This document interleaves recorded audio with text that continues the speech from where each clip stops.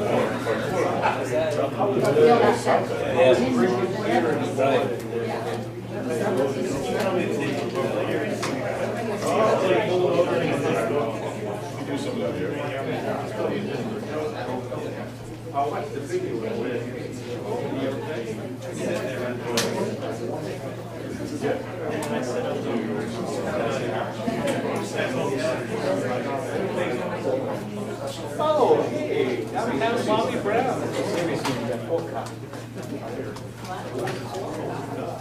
What do you expect?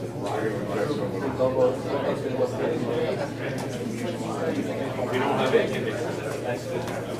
80 degrees.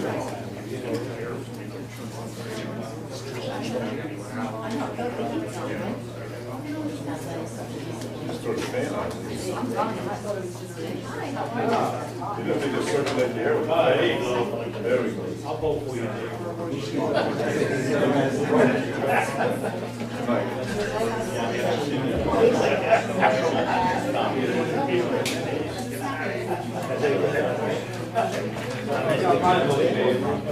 I'm at a good time. Hey, got my, how's it going? How you like so far? I don't know what happened. Cool temperature, cool temperature. Yeah, very. You shut this off.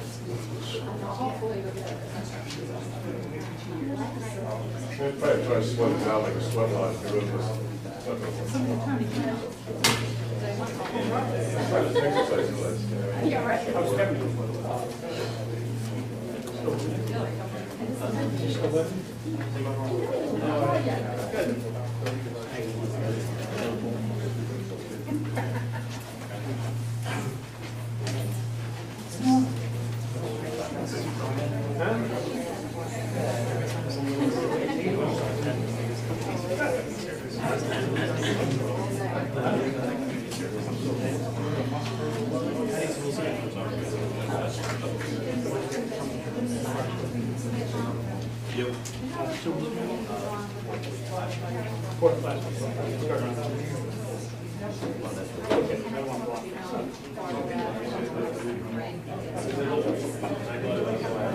What means your time?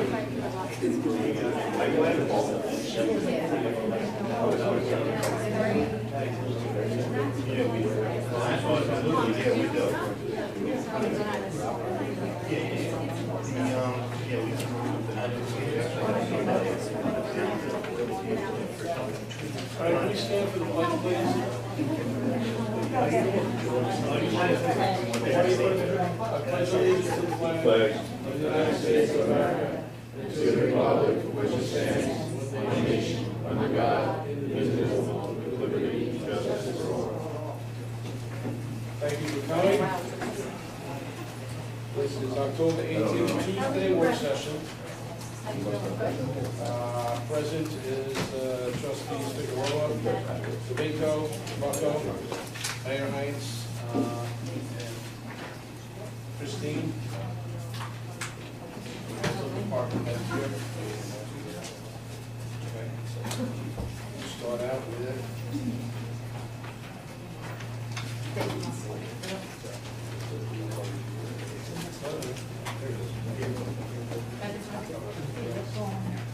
I got some mayor's announcements. We pulled this up from Albany, and apparently our budget tax cap next year, we have to try and stay within the framework of their cap tax, which is 1.0080.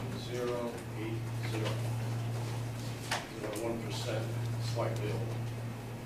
Last year was close to the same number, and you're talking probably about an income for those who's only $13,000. That's the cap tax we have been signed. Budget year, March 1st to February 28th. In the same field on the South Bolingbrook. Also, de-ratification, I put something out here pertaining to those people that are retiring, so have retired, veterans, Social Security, whatnot. For next year, 2007, the increase for those people is going to be 0.03, 0.3%. 1%. Also, the Medicare Part B is going up. Now, you may ask why I'm giving that to you. Very simple. Is that I feel as though we're trying to stay within our budget, trying to stay within the budget for next year. And we are facing a lot of problems. We're facing problems, basically, trying to keep up with the times, keep up with our equipment, keep up with the things we need to do in the village. And we don't have much wiggle room.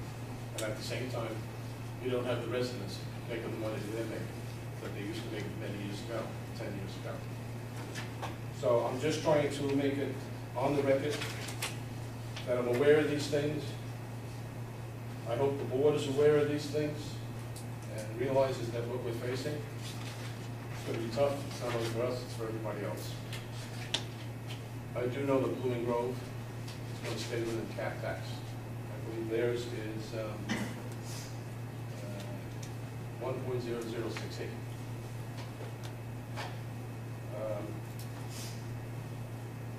I have notified the department heads to submit their budgets, and we're going to have to go over pretty stringently to see what we can come up with. We have turned around and did get some grants which do help us. One is, as you know, the sweeper. It's $250,000 that we didn't have to put aside or borrow money again. Senator Walker got with that. We also got a grant which was probably used for various items that Trustee Bingo got from Senator Skoufis of $125,000. So I don't know what he has planned for that, but we do have to notify these people what we're planning on spending it on, so that they make sure that we fall within the realm of the allowance. I'm sure they'll keep track of that.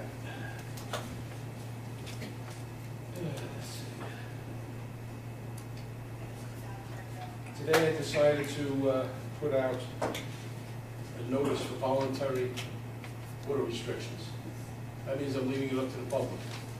I'm putting it on the website, I'm also putting it on the TV channel 23. We'll notify the newspaper. We're pretty serious here. Orange County's in a drought. We're in a drought. I think we're, Chris, we're about 29 feet, okay, which basically we should be higher than that, is that correct? Yeah. Right. And I think it's for us to, all I'm asking the public to do right now is voluntarily conserve water, don't use any water unnecessarily, okay, it would be avoided. Of course, I'm not going to tell the fire department they can't, but we need to do that. I don't want to have to put a restriction out, a formal declaration, because then it involves fines, penalties, or whatever on the residents if they're caught in violation. Just to get back to the sweeper, I'm waiting for final okay from Senator Larkin's office. Yes, you can go out and purchase a sweeper. Because as I mentioned last meeting, if I purchase it before then and if something falls through on it, then we're responsible for it. And then that's not helping the taxpayer. So I'm waiting for that final word to come through. I do have one of the list for tomorrow, along with a few other things. I'm finding out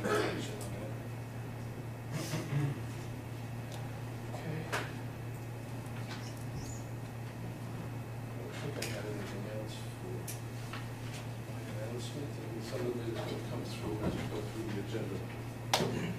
So I'm going to start with old business. I should let Mr. Bucko run the meeting, since he's been all over the top. I'm not going to do that. So, old business, we have an update regarding the VFW street signage. Mr. Belinda.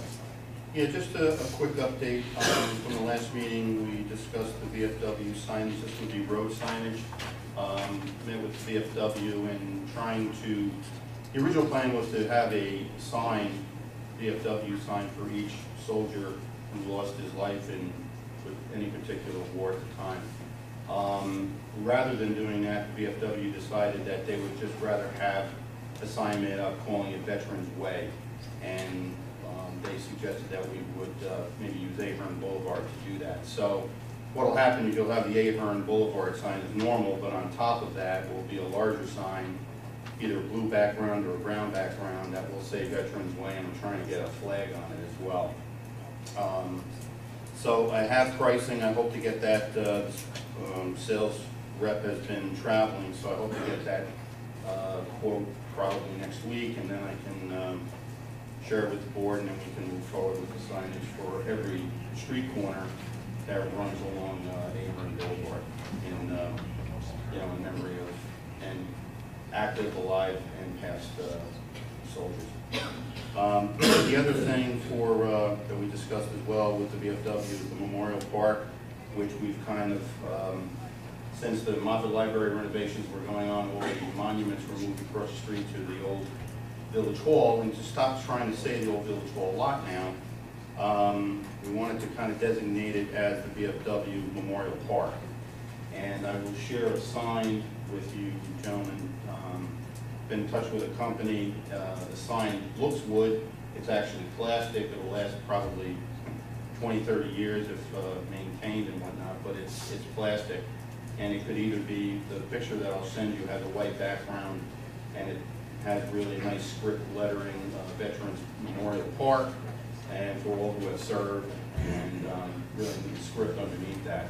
There'll be a double-sided sign, and we'll just need to figure out, I'll work with Joe and figure out where the flagpole is, and then when the memorial is, where the best sign spot would be for the sign itself, and make it appropriate to the right size, etc. So it doesn't impede traffic and all those good things. But so they were very happy to hear that. We also fixed the broken stud on the eagle that was missing off one of the monuments. That was repaired. I'd like to thank publicly Keller's Auto Machine Shop, in particular Mike. We took it, probably spent an hour while I was standing there, and I had run some errands, I came back, he was still working on it. Finished it up, put new screws in it, did the whole thing, and didn't charge a dime. He says I don't do that for either vets or our local government. He does it gratis. So I just want to publicly thank him for all that work that he did on the Eagle. And the next day, Chris's team put it up on the monument. So it looks really nice. Thank you. So that's where we are at the moment for the gift. Thanks. Just want to relay that we did have the rocks were moved, the stones were moved over to that area for gratis. Also, that saved the village of $7,200 or $7,400, and that was from, I believe it was who was that? Callahan and Levy. Callahan and Levy. Okay, they came and they also didn't charge, so that saved the village another. I believe it was $7,400 for the quotes. So they helped us out as well. So anything like that helps out the village, helps out the residents. That's what we're looking for. I got just one other thing. We're also looking for, I talked to Minnie actually, for another stone that would have another monument down at the Veterans Park to incorporate some of the wars that aren't listed currently. So we think we have Korean, World War II. We weren't sure about the World War I, and then to take care of the current situations that we're dealing with all over the world. So there'll be a new stone with a new monument and some nice script writing and so forth, whatever the VFW decides they want to put on it. So that'll be forthcoming as well. Thank you. Please do. I spoke with the two young scouts that did the paving out here by the flagpole. One of them will be putting the project together for the Eagle Scout. So he will be in contact with me, he's a freshman at the high school, to work with the pavers down at the Veterans Park also. Similar to what was done at the Fireman's Memorial, where the residents could purchase a brick. They'll be laying it down. The cost to the residents should be zero, because the cost of the brick should take care of all the necessary amenities that go with it, putting lights on the stones and so forth. So I'll keep you up to date. I had a little sketch months ago with it. A Girl Scout was going to do it, still haven't heard from her, so either it's going to be a Girl Scout or Boy Scout. So it's going to get done, one way or another. Thank you. Is that the fellow that did that here? Yes. That's Tim Ward. Tim Wood, He's Eagle Scout. but I believe it was his younger brother. Yeah. Tim Ward's one that touch base. He did a nice job. Okay, next on the agenda, update regarding Frontier Communications, trustee Domingo, proposal. Yeah, the Frontier Communication, we discussed this a couple of meetings ago, has cracked into the cable TV business. So what we're trying to do is bring some competition into the village, so hopefully we can either reduce our bills, either going with Frontier or having an opportunity to challenge Time Warner Cable, which I know a lot of people do frequently. Just like my bill, a lot of bills have gone up, but I can't get them to come down. So between DirecTV and other sources, we have possibly another option. So they came in about a month or so ago, they did a presentation, and what we've been waiting for was the paperwork, leases, agreements, etc. From Frontier, which I understand, I spoke to them today, they said it came in a overnight kind of mail, or it was certified. It supposedly is here, and I didn't see anything, so, Dave, do you have a copy of that? Okay. We're getting there. All right, let's see when she, let me just take a quick stab at it here. Who was this from? Copy, this came from Glennon Law Firm. They're representing Frontier Communications. So, as you named down here, the cable for the franchise application, and it was sent overnight. She didn't indicate what day, but I have a copy of it, so I'll shoot it to you, you can print it out, and let's get it to the attorney, and maybe within 60 days we can have this moving, after the attorney's review. So that's the update, so hopefully we'll have another opportunity, another choice for cable TV, and at your leisure. They'll do similar to Time Warner, the triple play, they'll have the phone, the computer, and TV. And so you have that opportunity in front of us. Thank you. That was an update. Yeah, we just need to forward this, and if it's all right with you, I'll forward it off to Ben for his review. And Howard. Yeah, it was actually sent on October 19th. That's tomorrow, so it's going out tonight, I guess. Yeah. Okay, cool. Okay. Yep, okay. Next is the upgrade Memorial Park piping water test. Right.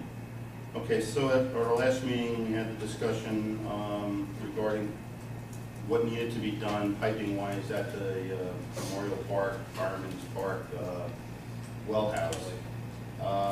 So we reached out to Coles and A. Stevens. We already got a quote from TAMS. We were looking for 2 additional quotes. We received, A. Stevens didn't get an opportunity to see it. He was extremely busy, and I didn't know, he wasn't sure if he was going to have the opportunity. If he did, he was going to let me know. So at this point, he would not be, the company would not be included in the pricing at the moment. The other company that did respond was Coles of Washingtonville, another local company of ours here, and based upon the instructions of what needs to be done, based upon the plans and so forth, his installation price is $2,730. And the other quote from Tams came in at $5,850. So at this point, I would like to make a motion to accept the quote of $2,730 by Coles Plumbing, and to coordinate with Chris and Jim Farr, our water engineer, commence to work as soon as they can to get that going. We'll do that in form of a motion. You know, That he was crushed. Yeah. that's half the price. Yeah. TAM over the summer was 58, 50%. Coles just came in today, 27. 32. Okay, so we have a motion on the floor to use Coles, $2,730. I will make that motion. I'll second. Mr. DeVico made the motion. And who second? I'll second. All in favor? Aye. Six zero.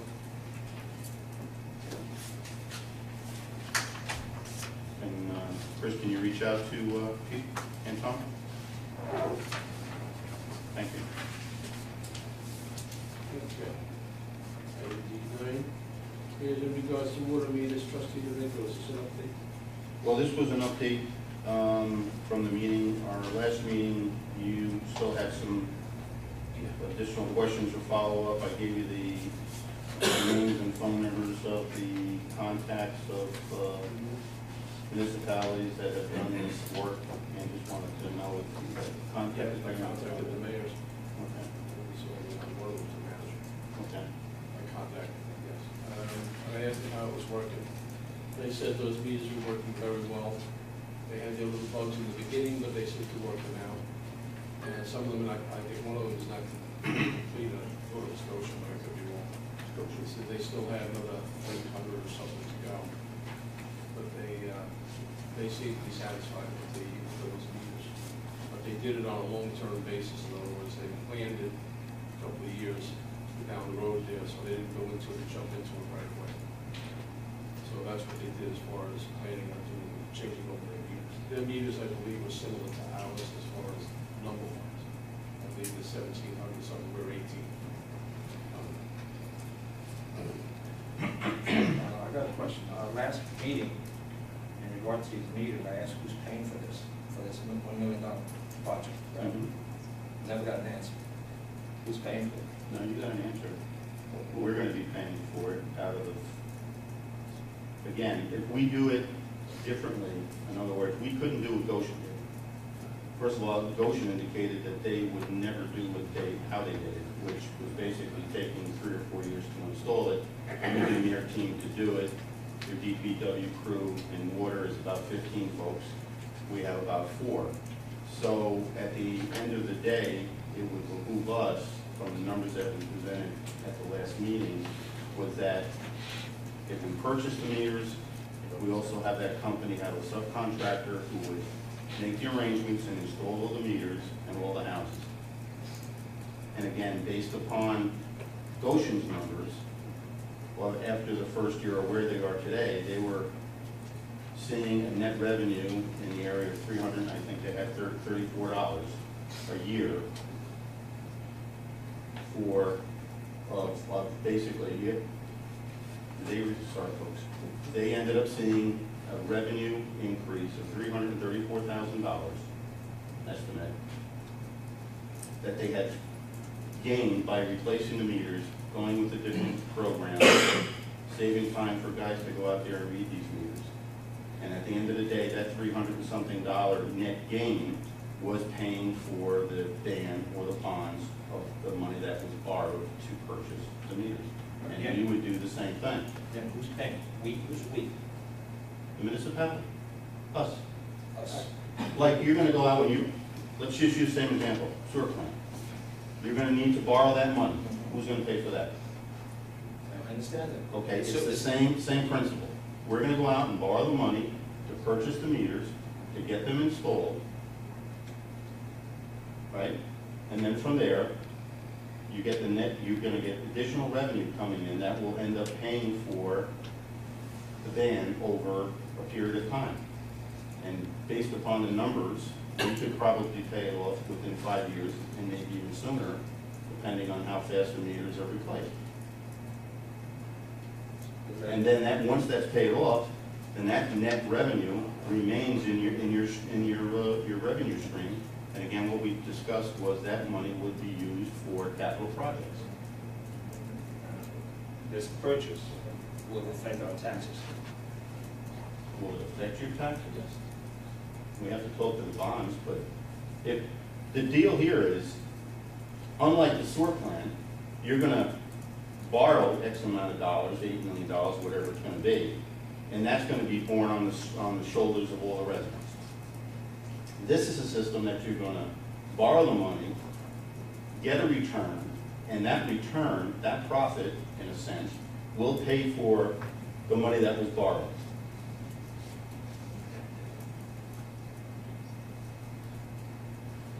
Yes, Mr. Lang. Paul Line, 10 Patriot Lane, Washingtonville. There's just a couple of things. Number one, it still hasn't been shown that the meters that we have are defective or bad. They tested only 18 of them. They never tested any more. And number two, you guys, the board put something in place where Chris Martino was getting the meterings, and how's that working out? Is that, are we gonna give that a chance to look at that, to see if there is a problem? And before we go replacing all the meters for $1 million. Yes. Just 1 second. I want to call on Mr. Martino. He is doing the inputs on them. Okay, just give us just a quick overview of what's going on right now. As you are doing them, is that correct? It's only the first stage, this is the first bill he's doing. I've noticed a lot of clerical errors in the water meters. I really want to go too much into it because I haven't briefed everybody on the board yet, but I've noticed some issues really that were. So the meters themselves might not be bad, so we're replacing good meters. Well, the meters, the statistics show, when we showed the original presentation, that the graph is indicating we're losing. We're at 45% of lost revenue. I understand that, but a lot of it could be just human error. No, Clerical. not 45%. Well, I told them. we have to test more meters too. But in a normal situation, these meters only last 20 to 30 years. Those meters are at that point in time for replacement and upgrading. There's a lot of things that go on, right? I mean, the negatives. The cons in this process is it's manual. You're walking around. First of all, the FTEs that it takes to walk this village for approximately 2 weeks to gather the information and put it on a card.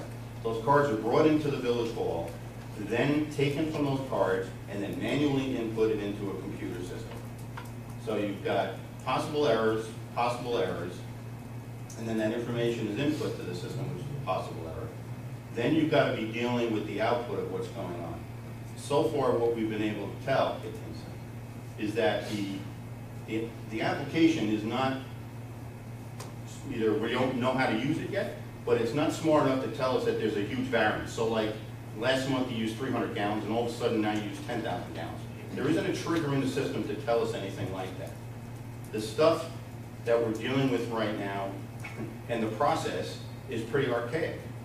The idea of going to a new system, once again, is that this thing will bounce off cell towers, collect the data. Nobody has to drive around except if there's repairs. The system will give us alarms. The residents will have a portal to go in and look at your water meter every single day if you want to see what's going on with your water. Hence, not waiting 3 months, then coming down to the hall and saying, listen, this thing's been wrong. It's been wrong before, it's not right now. We have a stack of complaints. The follow-up is tremendous between office staff and then field staff. We're fumbling through this process, and I get that Chris is trying to do this, but when your water usage is down 45%, it only means one thing. Either you've got such a tremendous, but now let me back up. Remember from the presentation, the thing that was really important here is that the water that was coming out of the wells was approximately the same amount that was going through the sewer plant.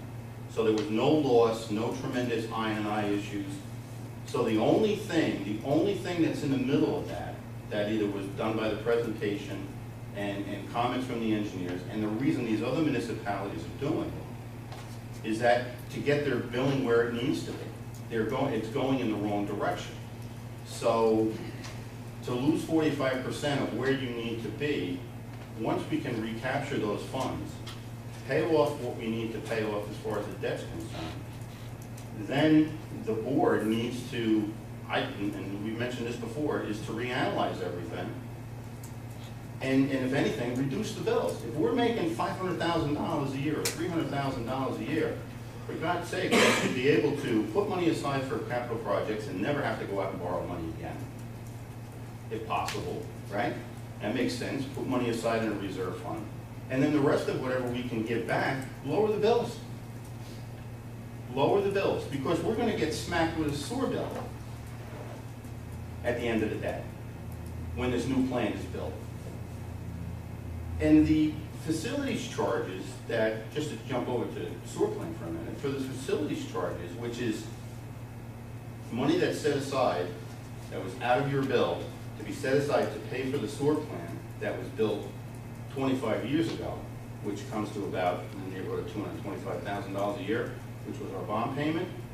That money, once that plant was paid off in 2011, 2012, that money was not then, in 2013, you'd think it had $225,000 to put into a reserve fund for a future capital project. That money was taken and used for operating costs. I think we still just have to give this We can, plan and if the 6 board months decides, if the or a board year. decides they want to go a year, you're going to be out a tremendous. We're losing 2,000. Right now, we're losing $2,000. Yeah, but you don't know a day. that that's not gonna correct it, the clerical areas, that maybe that's, you can't say that it's not 45, it's 40, it's not gonna be 45% loss. You can't say that, because you don't know. Yeah, you do know from the statistics of if I've got Because of 500,000 clerical gallons errors, coming out of the well, and I'm taking in 500,000 at the sewer plant, then the only link that's in the middle of this are the homes. And the only thing that's metering and telling us what our usage is are the meters. And if the meter readings are going downhill, slowing down, not keeping accurate readings, then we're all saving money at the end of the day, but we're going to have to raise rates in order to keep up with costs. So we're better off biting the bullet. I mean, we have no, I mean, you know, It's a lot of money. of course it is. But you look at a sewer plant, at least you got revenue coming in. With a sewer plant, you're not going to have anything coming in. And the money that should have been put aside wasn't put aside. It was spent on operating, which means that $225,000 is going to have to go to pay for the plant over a 20-year period. Once that money's taken out of operating, somebody's going to have to raise taxes, raise your sewer rates in order to maintain your revenue versus expenses. Simple. So anyway, I'm sorry, go ahead. So, Tanya Fitzpatrick, 49 Decker, I live in the village here. So the real question is will getting those new meters free up the time for Chris and his staff to actually finish other things that they've started, so they can actually do work around the town without being consumed with this, Of course. getting the meters read and all this kind of stuff? And will the For 4 meters quarters. have 100% accuracy in order to show us going forward that it was the meters that were defective and it's not just human error? We have letters from the municipalities. The mayor at the last meeting still had questions. I let him call Walk Hill, Goshen, and whoever else, I don't remember who else. But at the end of the day, they all came back and said they would never, ever go backwards again. And they almost kicked themselves in the pants for waiting as long as they did. Goshen didn't do anything, pilot program. They didn't go out, and we could certainly go throw 100 meters out there for, what we figured, $33,000, $28,000. Go install, wait 3 months, and figure out where we're going. But Goshen, I think their loss was like 35% or 20-something percent. Ours is 20%, 15 higher than what they were doing. So they're recognizing an automatic revenue stream of over $300,000 to pay off what they bought, and then after that, it's pure revenue.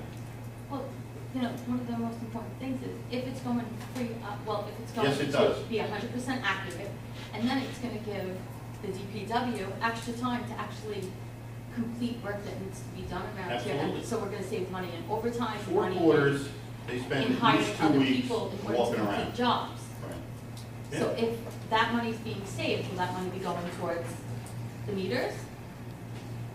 I'm sorry, which So money? if they have, let's say they have to do overtime, because the amount of work for 4 people that has to be done in this town, it's obvious that 4 people is just not enough. So if they have to do overtime by reading meters, or they can't do their job efficiently Right, because they have to go read these meters manually, right. is that gonna save overtime money and save them time in order for them to do what they need to do? Yeah, absolutely. Because at the end of the day, for the 4 quarters and for the 2 weeks out of every quarter that they walk around and have to go to every house and read these meters, yeah, I mean, they're out of pocket 2 weeks out of every quarter. And then there's the follow-up, and then there's the complaint stream of, once I got my bill, I come in here and no, I paid less last time and I was on vacation for 2 weeks, why is it higher? Then that takes somebody's time and energy to troubleshoot that. Then we have to go back out to the house, we have to re-look at the meter, sometimes reset things, and I don't know to the detail of what they do. But it's the time and energy of not being able to do summer projects as simple as mowing and road work, that stuff that needs to be done. That's the priority for summertime, before school starts and all that stuff. There. So- Yeah, I know, this almost has an Alice in Wonderland That's right. quality to it. I'm sorry, you want to? No, I was gonna bring up the thing about the hard water, hopefully you bring that up. Yeah, You that- brought it to their attention the last time, and they never got an answer, did they find out? Well, I was going to relate to this here. You know, I actually ran a water department. And first of all, what you're basically admitting is that people have been charged a sewer facility charge that's been used for operating expenses, which is a real no-no. Number 2, your mass balance is way off. There's 500,000 coming out of the well. That Wait a second, there should only be 3. Approximate, that's approximate. I was just using that as an example, Well- because the numbers, But- if you want real numbers, I could get you the real numbers. But the short answer is approximately, during the summer, approximately 18 to 25% does not go to the sewer because it's used for watering lawns. That's the real world. So if you have 500,000, 500,000. Second of all, you say we're gonna save money. In other words, basically what you're saying is that usage is gonna be metered and paid for, and it isn't now. But the people who are gonna be paying for it are basically the homeowners in the village. Correct. So, and what you're failing to grasp is when you make changes like this, they're not simple. Obviously, if people are paying more, they're going to complain a lot more, but second of all, they're going to use less water, which may be an aim in itself, but is not going to help pay for the meters. That's- I'm very firmly in favor of, you know, the pilot program is cheap. Once you've got those meters in, I don't know, we found in Suffern that we had a system where people, back then there were no cell towers, you could call in, you know, we set it up with a New York Bell, and it failed totally. We found that, you know, the system just went, pardon the language, what the hell? And we found having guys go out there actually found the problems before they became major. But that's just, that's just the experience back then. I mean, what happened was people went to different carriers. So if you had people at New York Bell, you could call in and get the meter reading, but if they had T-Mobile or MCI or something like that, you couldn't. But it's a complex thing, and I mean, it's not as if this is sort of generics. I mean, there are literally hundreds of thousands of water systems in the United States, and the meters tend to be pretty well established, and the variances are known. So when you're going from, like, I remember 33 and 25, you go through your annual reports, you always did have a lot of losses. But the long and short is, to go up to 45 from whatever the one was last, the required, say, Drinking Water Act last year, just doesn't, as an engineering question, doesn't really make sense. Things don't fail totally. You're exactly correct. And this has been over several years that it's finally raised its ugly head, I guess. So that's why. Has the actual water report shown more and more Yes, being generated but not being yeah, paid for? yeah. You could also, as I mentioned a number of times, you could also start checking people who put in, watering systems into their lawns but didn't hook it through the meter, just hooked off the street. Well, that's Which was done quite a totally bit. legal, but yeah. But, and I never did get an answer. Are these Doppler meters? You indicate they're motionless meters. The only type of meter I know that's a motionless meter is a Doppler meter, which is a function of basically the sound, the traffic, the pressure going forward as opposed to pressure behind it, and they measure that. Traditionally, the standard is a turbine meter, Yeah. which, they're standard and they do decay over a period of time. And if you have a program, which most water systems do, to basically replace them on a regular basis, you usually don't have too many problems. Right. But is this a Doppler meter? This is what we're using now, and I apologize, Terry, I didn't get the answer for you, but I will, and I'll email you the type of meter. This is what we kind of currently use right now. It's got the old traditional dial on it, right? Yeah, it was probably a turbine meter, right? The water The comes new through, one, pushes the turbine, it's it's electronic. So there's essentially no moving parts that will What we have now is no potentially slow moving down. parts. Hmm? Right now, we have no moving parts, we don't have No, we turbine do, meters. we have moving parts now, that's Oh, the okay. issue. And that's why, again, the likelihood of a meter is 20 to 30 years, we're at that threshold. So, good news is, yeah, it can only get better, and we can all save money in our pockets, but at the end of the day, when we look at revenue versus expenses in the water department, we're gonna have to raise the rates, because now we're not bringing in enough money. So it's like the chicken and the egg here. My question is, how long have these meters been used? Because basically, the problem with Doppler meters is they really need clean fluids. So basically, it's almost similar to preventing leakage out of pumps. You can put packing there, it's always going to leak, but it's not going to fail. Or you can do a mechanical seal, which is going to prevent leakage, but if it fails, it's going to fail catastrophically. So you're saying a Doppler meter? Well, Doppler meter is not meant for clean fluids, so if anything happens along the line in the system where you start getting solids, the Doppler meter is going to, misread all the time. I don't know. Do you know what Maybe type of meter it is? Or Art knows more about that. The type of meter, the term Doppler meter, does that mean anything to you? That's what new electronics. These are mag meters? Yeah, we're using the new, what's proposed is the new. Well, they sense the flow going. But Sean Hagan, Electrodes. is it all right with hard water? We have hard water. The other villages you're speaking of are lake water. There's no minerals coming out of it. So you know as well as anybody, if you're cleaning your house, you gotta use vinegar or something to get the minerals off. Inside your pipes is getting clogged up constantly unless you have a salt machine. So is that gonna be effective because it's at the very beginning? Is that gonna clog the reader and then you're gonna have the same problem in a couple of years? Now instead of changing the meter for $35, it's $350 because it's an electronic piece of equipment. The meter price compared to what we're doing is pretty close. It's not, we're not dealing with manual or traditional, which say is $200. I'm not even worried about the price. I'm Yeah. worried about, is it gonna be clogged by the hard And I don't know. No, that was a question he asked last time. Yeah, Get an I'll answer. get that here, I'm sorry. Yeah, it's basically the hardest this water is 200. And it's also got, it's 200 parts per million as calcium carbonate. And it's also got a substantial percentage of sodium, which can be corrosive. Anytime they dig, you get the dirt through. Yeah. Chris, you just started this program less than a month ago, okay? What I would suggest that we do as a board is wait a full year to see where these meters stand. How much is a regular meter installed? The cost of the meter for a new one is like around $136. Okay. Another So $100,000. Is our time, so whatever Okay. employees send out there. 100 and, how much? 136, I think it was.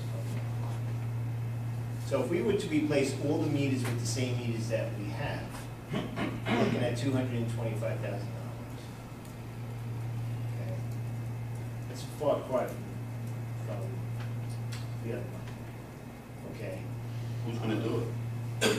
Well, That's the problem. We've already that's, realized that. right, but we have to, as a board, come up with a solution where maybe it's not the DPW taking the time to read the meters. Maybe it's part-time people coming in 4 times a year to read the meters on a per diem basis, so they can continue to do what they have to do.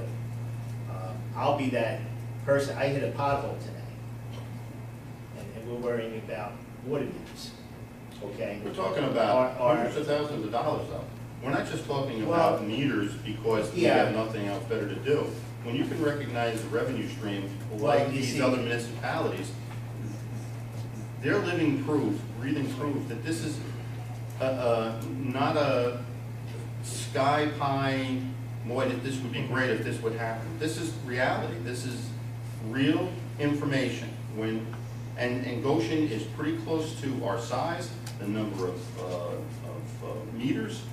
I mean, But Goshen has other income coming it's, into it, okay? but we're talking about For the where they taxpayers. were before they replaced the meters and where they are after they replaced the meters. $300 additional $1,000. That's nothing. Again, we could put $200,000 away initially a month for capital projects. Let me just ask you a question. Insane. Let me just ask you a question. So he made a very valid point. You don't even know if the hard water can go through these meters? Hard water can go So- through them. What we're well, talking about wait is a what the second. effect would be over a You meter. just said you don't know. I'm not the engineer. I So- said I'll right, get the and that's information. perfectly fine. If Right. you don't know, you don't know. Right. But don't you think that we should at least find out prior to even having a conversation about it? Because if Goshen doesn't have water like we do, then we should really be looking at something else that's a different solution. On top of that, our water levels are very high. Every time I have Culligan come to treat my water, they're always telling me, which I dropped off the information to Ed. I don't know if he shared it with any of you, but the last 2 times they came to treat my water, one was almost up to 400, the second one was over clear almost to 500, and 500 is the actual number that you can only be in order to not treat your water. So if it goes over 500, it's a state law that you have to treat the water. So What was over 500? the minerals in the Okay. water. And I dropped off both of the tests to Ed. So the fact that he didn't share it with you guys is a little disturbing because I brought it to him in order to share with everyone so that we could see what the problem is. But then now we're discussing water meters. If the water meters can't handle all water, then it doesn't even make any kind of sense to argue about it. And we're Well, wasting time arguing about something that we don't even know if it's we've going to work for our been, community. Johnny, just for an example, we've been discussing this probably 4, if not 5 months, going back and forth between the presentations, raising some new But you questions, don't et have all the cetera. answers, so without all the answers, you can't expect anybody to agree upon spending $1 million. If you'd like to lay out the $1 million, feel free, and then let us know how it's working for you. But Okay. until we know all the facts, you shouldn't be asking this entire room to be okay with you spending $1 million of our money, First of whether all- we're gonna get it from the bank, whether This- we're gonna get it from anybody, and get, it's gonna work for us for over 5 years, whatever the case may be, but if you don't have all the answers, you can't expect anybody to be okay with it. No one is saying we're at the final chapter and we're ready to make a decision on here. I could be honest with you, this board doesn't want to make a decision. They don't. And at the end of the day, if that's Well, what this they board want to doesn't wanna make a do, decision I'll lay on all that on the anything table. apparently. If they want to take advantage of it, they do. If they don't, they don't. And what happens will happen. But the point That's all. is that you're not giving out all the information. No, If you guys I came get to that. the community Every and said, meeting. listen, here is all the information that I have. All the questions that you have, let me write them all down, let me get the answers, so at the next meeting, not 5 months from now, but at the next meeting, I have all the answers so that we can make a decision. Maybe we wouldn't have to spend 4 hours talking about one thing every single meeting. Well- You can make an informed decision, and the community can say, okay, well, here, all of our answers have been, we have all of our answers, we have all the information, and now everybody can make an informed decision. Yeah. But And without that, why is anybody even arguing back and forth about it? It doesn't make any sense. we're having an open discussion about the meters and anything else about the meters. If But too then many answer those questions, questions, but- so we can move on to something else. well, we don't. Can I say something? You everybody move on to something else? Everybody agree?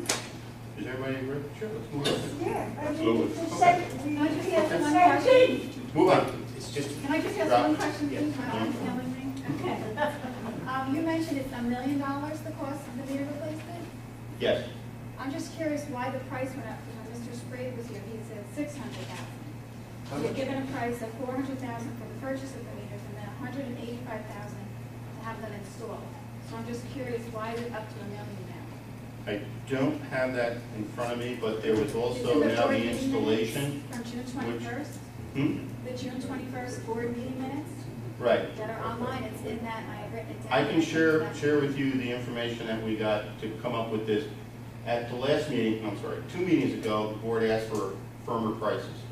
So we went to the manufacturer, we got the cost for the meters, installation of the meters, there's some contingency built in there, it came to about $900,000. So that was a really poor estimate that the gentleman. No, provided. it's- The it- 600,000 what it to costs- $1 million, that's a big gap. When we're talking about what the meters cost, and then thinking about how we were going to install them, yeah. So, at the end of the day, and listen, like, we'll stop the subject, No, I won't ask any more questions. that's fine, Sorry. okay? I think we just let Chris. Listen, if you guys want to table this forever, I'm happy to do so, because I'll make a motion. it's just one of those things that just isn't ever gonna go off the ground with this particular board. And that's just, it just is what it is. I mean, we just started doing this with Chris Martino, and I spoke to him again today on the phone to find out how things are going. And he says he's finding a few things in there that he expected to find. I don't wanna go into too detail because we spent enough time on it right now, but look, we started something with him, let's see if that's part of the problem or whatever, before we jump into $1 million project, okay? We don't know how many more things are gonna come down the line. You know, we still got the sewer plant to deal with, that's a big deal. That we have no choice in, this isn't just something like, oh, let's go fix the plant. No, DEC is telling you to fix it. It's different from this right now, there's no rush on this, but DEC is not forcing us to do it. Do I say basically that eventually down the road somewhere it's gonna have to be done? Yes, but it's something you have to plan for. You can't just throw it out there right now and say, let's go do it. I just got done reading what we're facing here with the state, also what everybody's facing out there as far as salaries and whatnot. And it's hard for people, to grasp these things unless, they know all the facts. And that's what I'm hoping we do find. One last question, do you know what our revenues are on the water? And what our expenditures are on the water? I didn't pull your report up. Okay, let's move on to item number E. Yeah, regarding Village Hall copy. Okay, Village Hall copier, you guys had copies of the quotes. Now for, yeah, there were three companies that responded. What we're trying to do is replace our current copier at the Village Hall to a newer model, get somebody to pay off the existing lease on what we have today for better technology, more options. This is a black and white one, get a color one so we can hopefully reduce some of the other color printers, high-priced toner cartridges and those kind of things to consolidate some costs. So we were looking at a 45-page per minute printer, color. Our company All-Star put in a bid for $462.85. Another Konica company, Toshiba came in at $275, and this is monthly lease costs. And Dell Konica came in at $269. They are our current vendor that we use now. So with them coming in at the lowest, requested a copy of their lease. I forwarded that on to Ben, our attorneys, and for their review and evaluation. It's according to the company, Noel, he said it's the same lease agreement that we did 4 or 5 years ago. So at the end of the day, the net savings will be $21.53 per year. Not a lot, but it's something, and it's money back in the budget. So at this point, I'm sorry? Is the printer broken? No, it's nearing the term of its, end of its lease. So why can't we just use colored paper? Why can't we use what? Instead of buying a whole brand new printer and leasing it out, why can't we just use colored paper? Like if you want No, it's to a make color. signs to hang up, you use pink Col- paper or yellow paper. We could do that, but it's a color printer if we need to print anything in color. Not looking for color. It's a black and white printer. And we can't get used ones that we can buy in full for a lot cheaper than a brand new one and taking out a lease for something that we're not gonna That's own what we're then. leasing, that's what we're leasing for $269. This is a lease. Right, so I'm saying, Right. we can't buy a used printer that would give us the same kind of benefits, pay it off in full, that would be less than leasing it out over an extended period of time, and then still being left with no printer? Leasing tends to, well, to buy outright, and we have those numbers, I think they were in the 20,000 times area. Yeah, So you can make it to the buy, you gotta take your maintenance yourself. yeah, but that would still probably be cheaper than, The What? lease is actually cheaper than buying it outright. What we're dealing with is a 5-year-old printer now. Why would we want to go with another 5-year-old printer? I mean, the whole idea, we don't want to have the office staff dealing with something that's older than what we currently have at the end of the day. My question is, when is the lease up? This Year and a half. year and a half. So the current company will buy out the existing lease for in the neighborhood of $5,000 and deliver us a brand new machine that we're going to get more copies per month than we're currently getting, because sometimes we go over and we end up paying for that. Is this the same company? Yes, it's Knoll. All right, so what happens is, it's like, I guess phone, when you change your phone and you start a new lease, I think that's what, you're going into another 5-year lease, right? Mhm. Because you know, Yeah. So the lease went to, like I said, the attorneys for their review, and then at the next meeting in November, we can make a decision on either go forward or scrap it.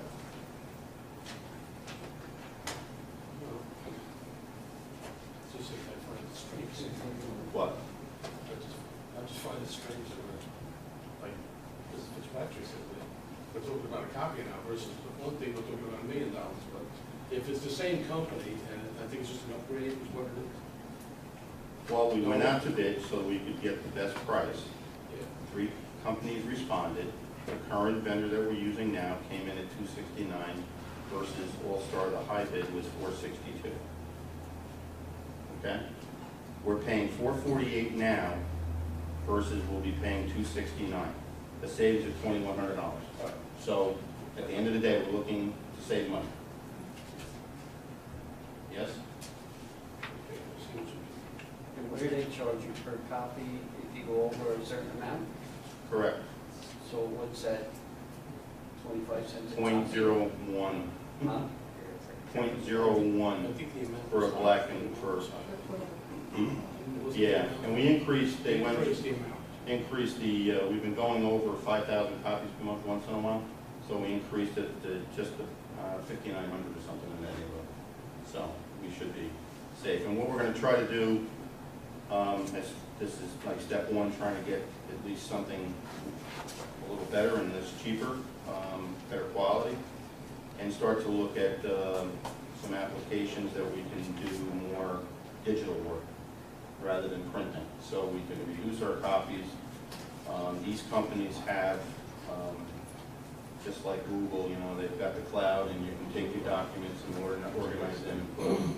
Rather than you file cabinet, and God forbid a flood wipes you out, you'll have this stuff forever and a day, and it won't be paper, it'll be electronic, and you can pull it wherever you need it, and it'll be there forever and ever. So, that's down the road, that's a big transition from what we're doing currently, but it's like step one. Okay, so So I'll have it on the agenda for November. for this, Yeah, for this, once we get So we're the gonna comments take- back on the lease. the table, right? Well, it's not tailored, it's just really an update, and that Delconica came in at low bid, responsible bid at $269. Okay. That's it.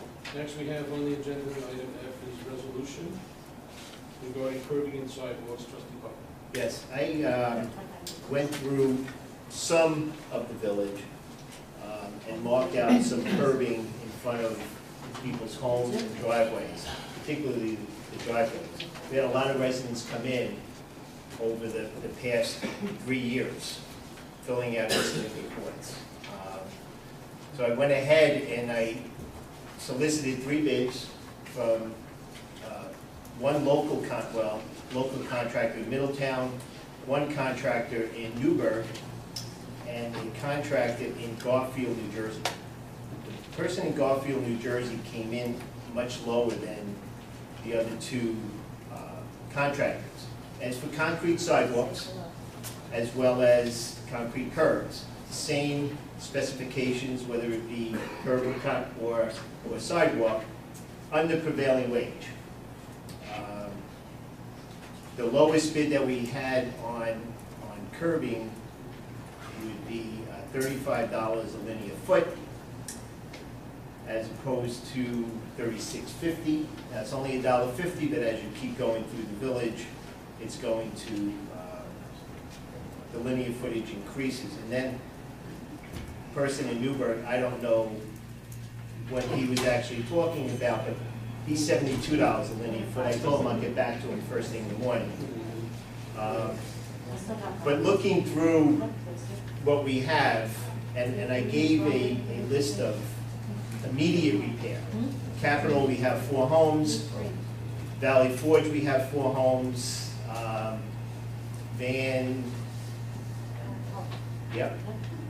3 homes, Congress 4, Patriot 3, Decker 3, Somerset 1, and then we have 2 sidewalks on Capitol. This is only skimming the surface of what we have to repair within the village. But according to the CHIPS money that we had, we spent about $10,000. Chris, right? About that? 15, something like What's that? that. 10 to 15 was the weeks for. Okay, on Patricia Lane, so that leaves us a good chunk of change there, probably $25,000.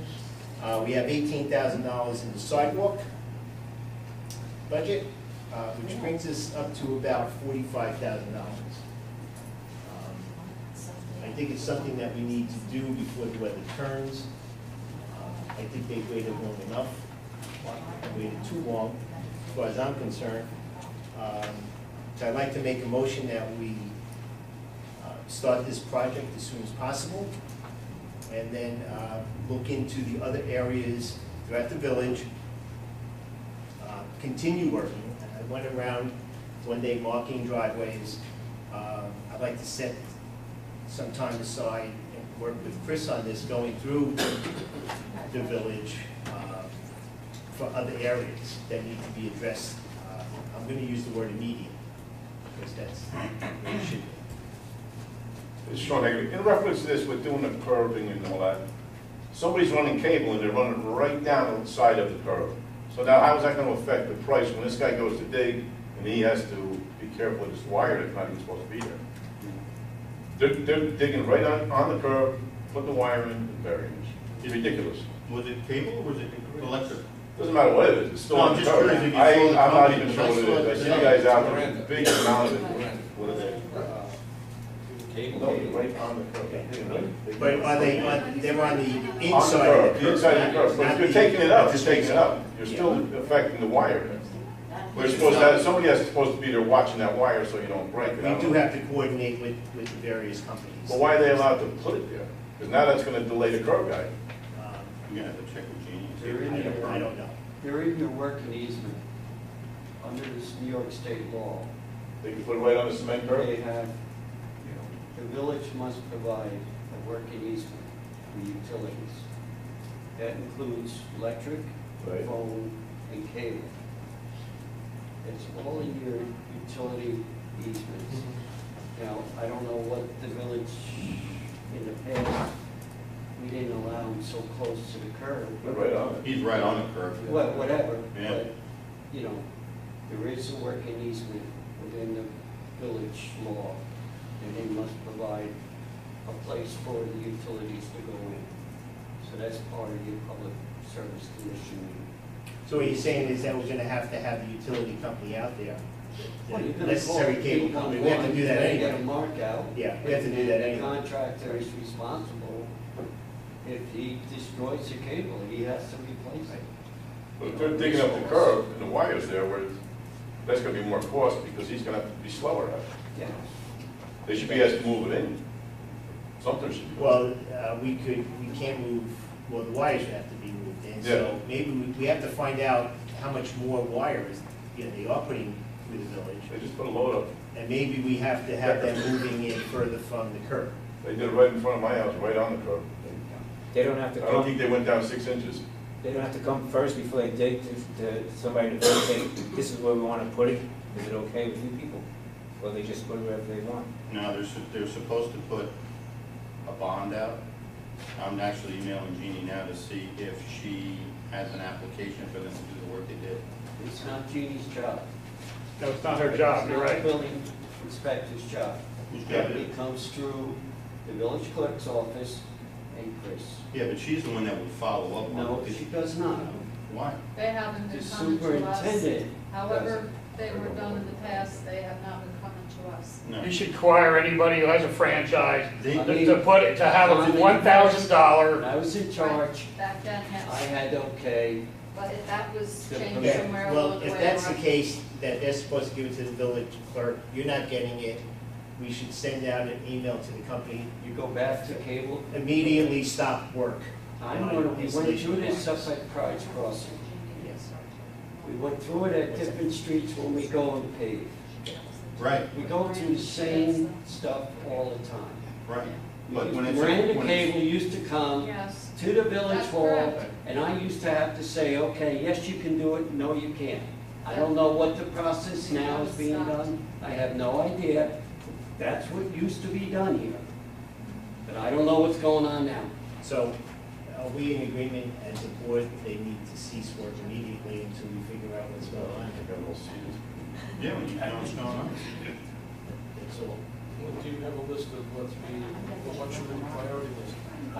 For, Curbs down the bottom, so on the other way. it's on the memo. Can anybody see her? Yeah, Yes. I had a couple of points in that. Wait, hold on. Okay. Yes, I have a question for you guys. sure. My name is Mary Vaughn. I live at 51 Capitol Drive. Now, I know you just said before you're looking into all these matters with the curbs and whatnot. I'm waiting 3 years, and you know what? For 3 years, I've got nothing but smoke blowing up my butt. It's a little aggravating, it's annoying. I call Chris will tell me, Marco's supposed to call me back, do I have red markings on by the curb and right? No, I do not. So how many more years do I have to wait for Well, it to you're, get you're, repaired? like I said to you earlier. Yeah, you told me on number 12, what does that mean? No, 12 of the people Yeah, that but how have much called. longer? The I people mean, in that the have called. meantime, Chris, I've got a Band-Aid fixed on the bottom because my car, actually bottomed out and it tore the shield off of my car. So that was $180 out of my pocket because nothing ever got done. Nothing. Well, why aren't you putting it with insurance then? They should have taken it. No, because I had and the I same believe, exact issue. you submitted the I bill, submitted the bill. which I thought was the greatest thing ever, by the way. Check, what good does it do? Okay? Still nothing got done. Right. All I'm saying is that when I started working the streets, I guess, okay, I did not come up to put yellow or orange markings on yours because you were on the incident report. Okay? On So what? You were on the incident report. So And? I have a memo here, and you can have mine, okay, 51 Capitol is concrete curbing and sidewalk for immediate repair. That's what we're doing right now. So, but when? When is that gonna start getting done? I mean, I winter's have to, coming. right, Winter's that's coming, so what we're basically talking what about. you're saying. He's trying to get them to approve it. Yeah, I know. I have to Let's say, see. I can understand her frustration because as you know, Yes. it took me 2 years to get mine fixed and I came in here every single day after the mayor came to my home and told me that they were gonna take care of it. I didn't hear anything for 4 months. So I had to come in here every single day for about 6 months, telling them, when is it gonna get done, when is it gonna get done? So I share her frustration because it's still not done and I actually had to pay to have the guy put the, I could only do it go back myself. to April, Right, of But I course, do yes. share your frustration. But it's frustrating. And that's why I made the choice to do what I'm doing. Yes, absolutely. Yeah, about 3 points, because first of all, I mean, not to push work on Chris, but I can tell you honestly. when a utility does do work on village property, the superintendent of public works should be the one that actually determines whether they've done it, and they've repaired what they needed to do, whether they've done it according to state law. Art is absolutely correct. They are allowed, you have to give them. The utility companies actually can just tell you, we're going to do it there. But on the other hand, you can tell them where you want it in the area of the easement. And second of all, a lot of times, the utilities don't really do it. They contract it out. And you can require that they meet code. Like, for instance, a lot of cable and gas has, certain, like 12 inches or 18 inches down, and they're not doing that. So in that sense, that's why you need somebody like the superintendent to go out there and say, that you have to move that cable down to 12 inches, which is what, because otherwise you're asking somebody to do that. The other question I had was regarding your curb and sidewalk. Are you comparing apples to apples with the bidders? I mean, one of the big problems if you go through the village is the expansion joints are very cheap, they fail, and then basically the concrete fails. So, I mean, are they using quality? Are you specifying the type of expansion joint? We're using 4,000-pound concrete in both concrete. I know the concrete, Okay. 4,000 PSI. Yeah, Right, but what about the expansion joints? They'll have to be according to code, whatever they. Well, you ought to check what they're putting in there and what the code is. You can obviously go flood code too, If you're really looking for long term, you go around the village, you'll see the expansion joints fail before the concrete. And once the expansion joints fail, the concrete fails. Yes. So basically what you get is you get moisture in there, you get freezing, thawing, all sorts of anything in there. So I mean, you're really looking at, when you're actually looking at them doing this, is making sure that they're using quality. And that again is Superintendent of Public Works, so thank you, Chris, for my telling you all this. But you want to make sure they're putting good expansion joints in, otherwise you just throw the money away. He's going to be very involved because we got prices on the square foot and linear foot. So, and here's how it broke down. 400 square feet to 1,200 square feet was one price. 1,200 square feet to 3,600 feet was another price. 3,600 plus is the third price. With the concrete curbs, it was 100 to 300 linear feet, 300 to 900 linear feet, 900 plus linear feet, and the price, just kept And coming they're down. basically a function of they're not doing like 20 here, and then just, they're doing it continuous, correct? It's going to be curb cuts into driveway. Okay, well, that's So good it's a lot of question. setup, Okay, it's a lot of setup and take down on their part. All three contractors are aware of that. Okay, so basically you're going to get a higher price for that, but of course that's what you're asking for.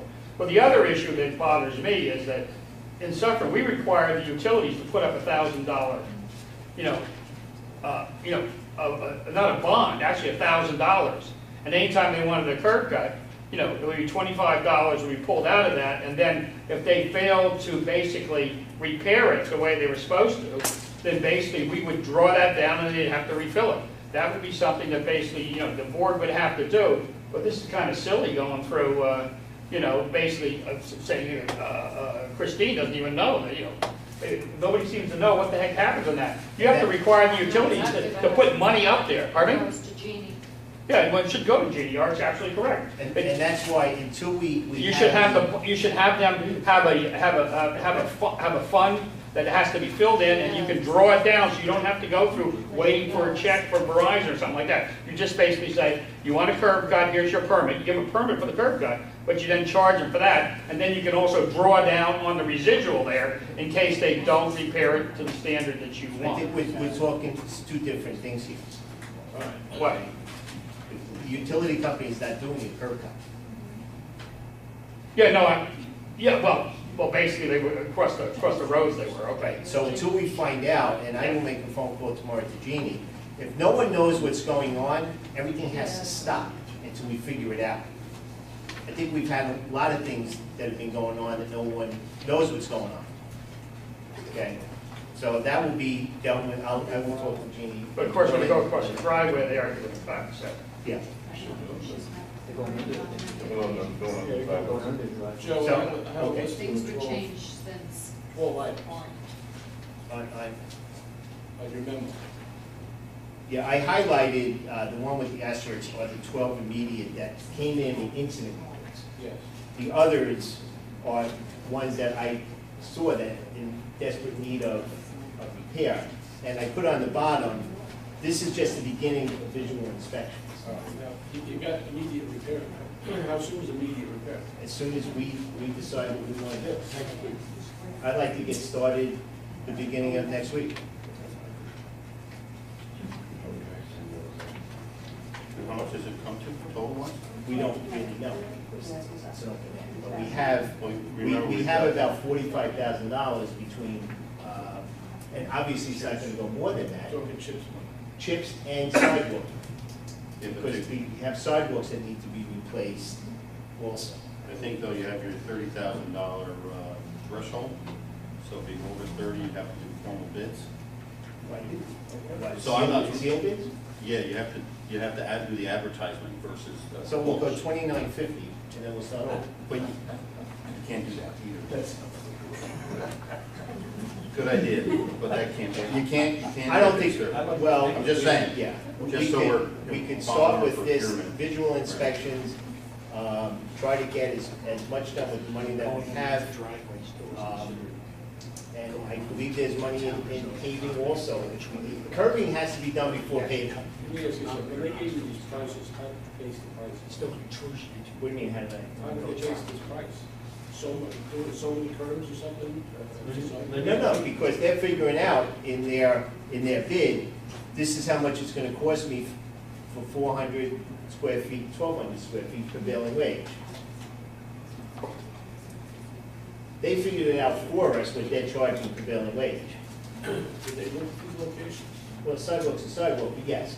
I know that 2 out of the 3 did. Well, I don't know about Todd Paving. Todd Paving, he was the number 1 for Middletown. I know the person from Garfield came up. Person from Newburgh, he might have looked at him. He's 3 times the amount, 4 times the amount. So he must be putting in good expansion. I doubt that. So I'd like to make the motion that we get on this project as soon as possible. You still have to do a call out?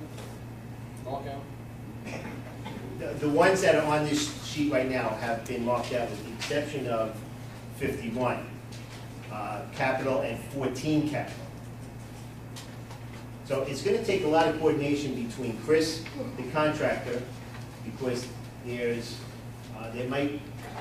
I noticed that some of the curbing terminated at the catch basin. All right, so that might cause a little bit of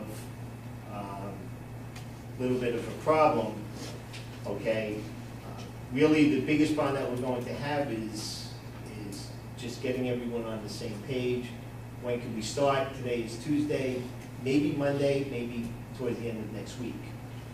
But are they looking for a specific total to No. accept this job? No, I know that the person that I spoke to 2 secretaries and the owner in Garfield. If he has to come up and repair a sidewalk, it's $12 a square foot. 400 Just to know if he was 400 looking to 12. for the big enchilada, and if you can only No. give them, because we've got to stay under that 30. Yeah. I mean, they could probably make a living up here.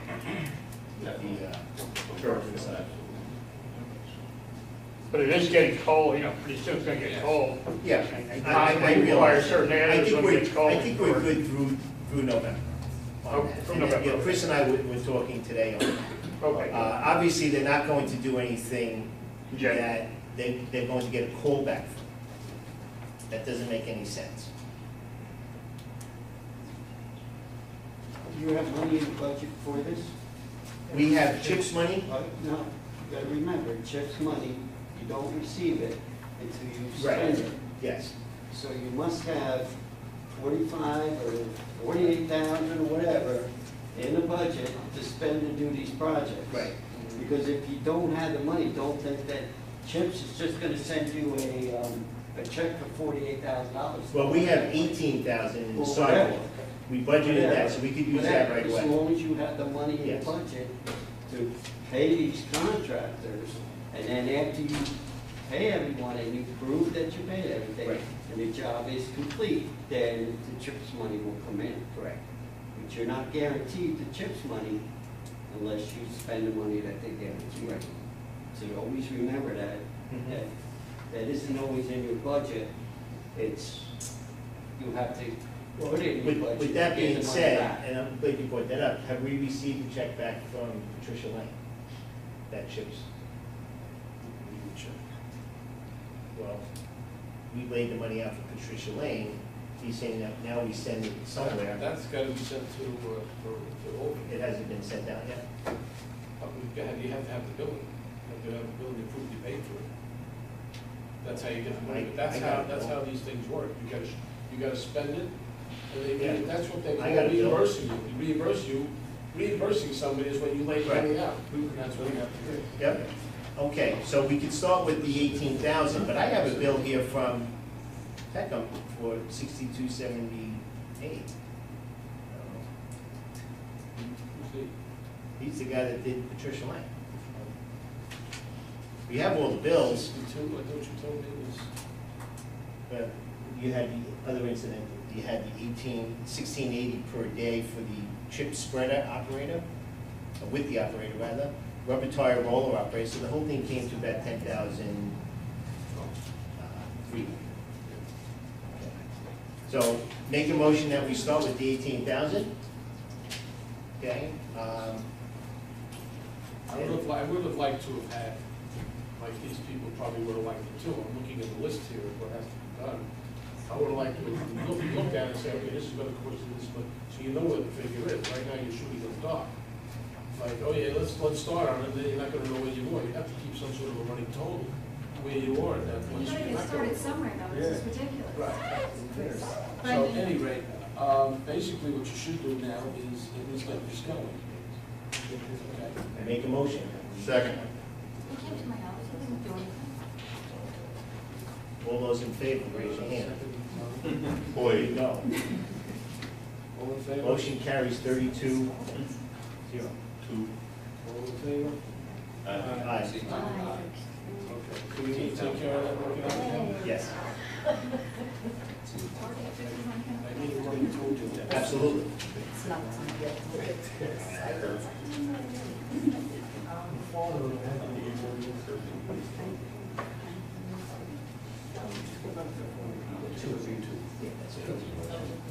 All right, the next item on the agenda is a fireman memorial park well, trustee Buck. Okay, I think we pretty much covered that earlier tonight. I think it's the same thing, isn't it? Pretty much. I have prices on fencing that I will present to the board next meeting. We just have to figure out how we want to cover the surface. You said some item for Chris on that. I got, like I said, two prices. Fencing, well-built fence from Monroe seemed to be the lowest. They both had the same drawing. Sliding gate, we pair with the light, which has to come from the village itself. So, we could be on board as soon as, as Coles is working on it, we could also start working on the enclosure. The fencing is required by the health department Yes, has to be secured site, yes. under the 9/11 Act. You gotta have a fence. Certain height. I believe it was 10 feet or 8 feet with some barbed wire up on that. That's what they do.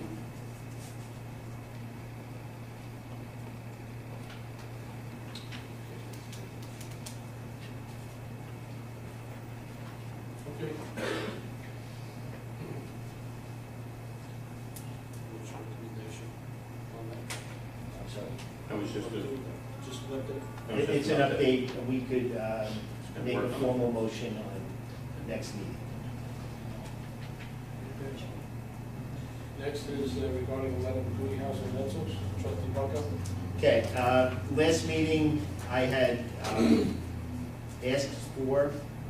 All the bills, prepared plans, letters of correspondence from Jim Ford to the village, any and all plan report booklets, technical reports, document plans, cost estimates, so forth, evaluations, anything that had to do with anything that we did with McGooey, Hauser, and Etzel dating back to 2000, even though the letter says 2001, to present.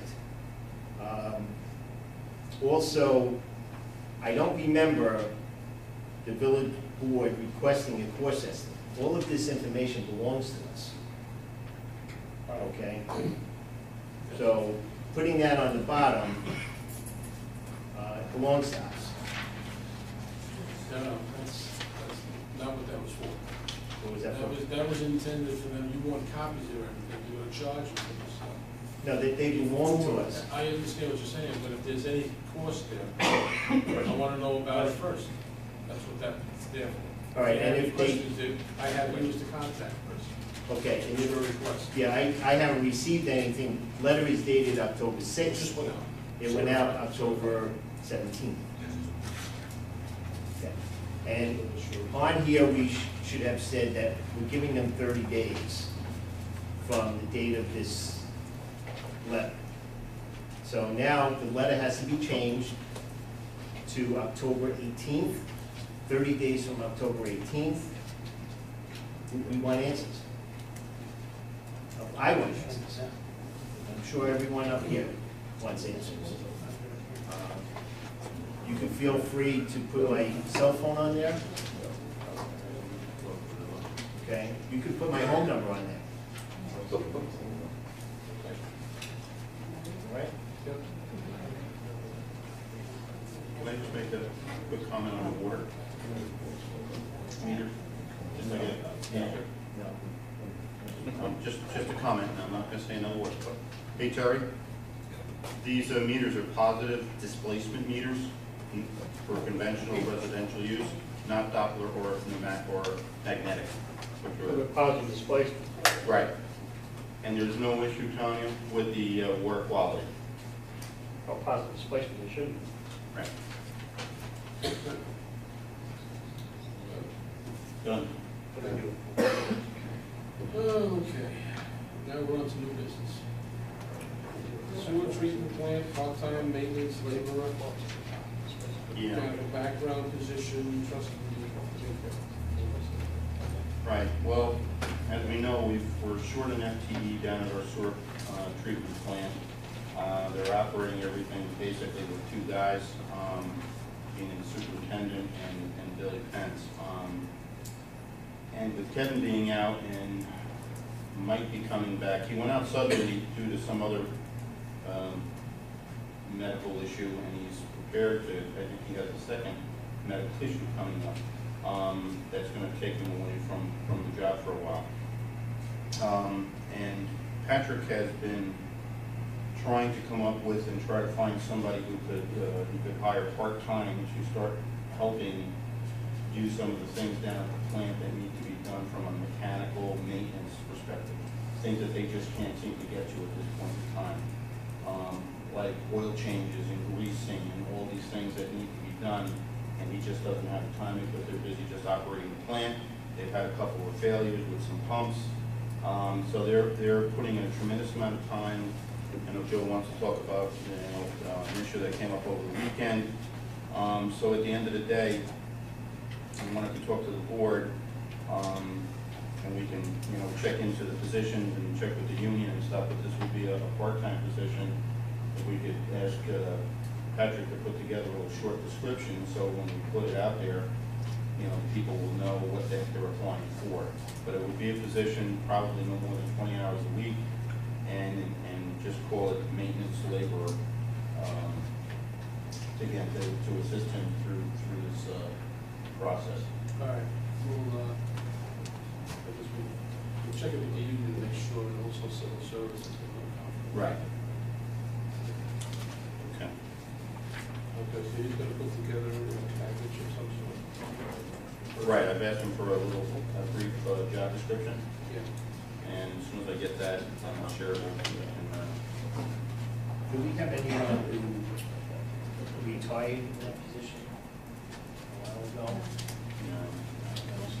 No,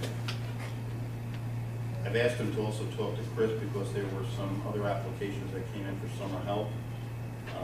Some retired folks, whoever, just to go through those applications and see if there was anybody that might fit the bill.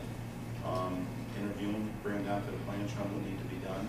You know, it's not the prettiest place sometimes, but at the end of the day, you know, if someone is looking to make some money and it's part-time, it's out there. So I'll talk to him, I'll shoot him an email tonight, ask him to get that to me ASAP, and then I'll send it over to you guys.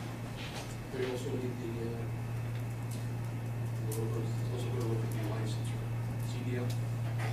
Well, yeah, Get involved in. yeah. He's probably not really too concerned about a CDL at the moment, because he just needs to meet. It's not An extra pair of CDL. hands. No, just a class. But maybe, you know, if he has it, that'd be great. You won't need it for the summer.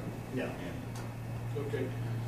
Item B, Public Works, DPW, MOU, agreement, trustee Blake. Right, so we've gone through DPW contract negotiations. Board received the MOU after our negotiations, and wanted to, number one, either discuss it or put it up for a motion to accept the MOU as is, so that John and I could sign it and send it on to our attorney.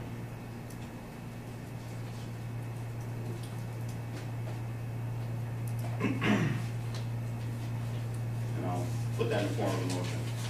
I think we should discuss it.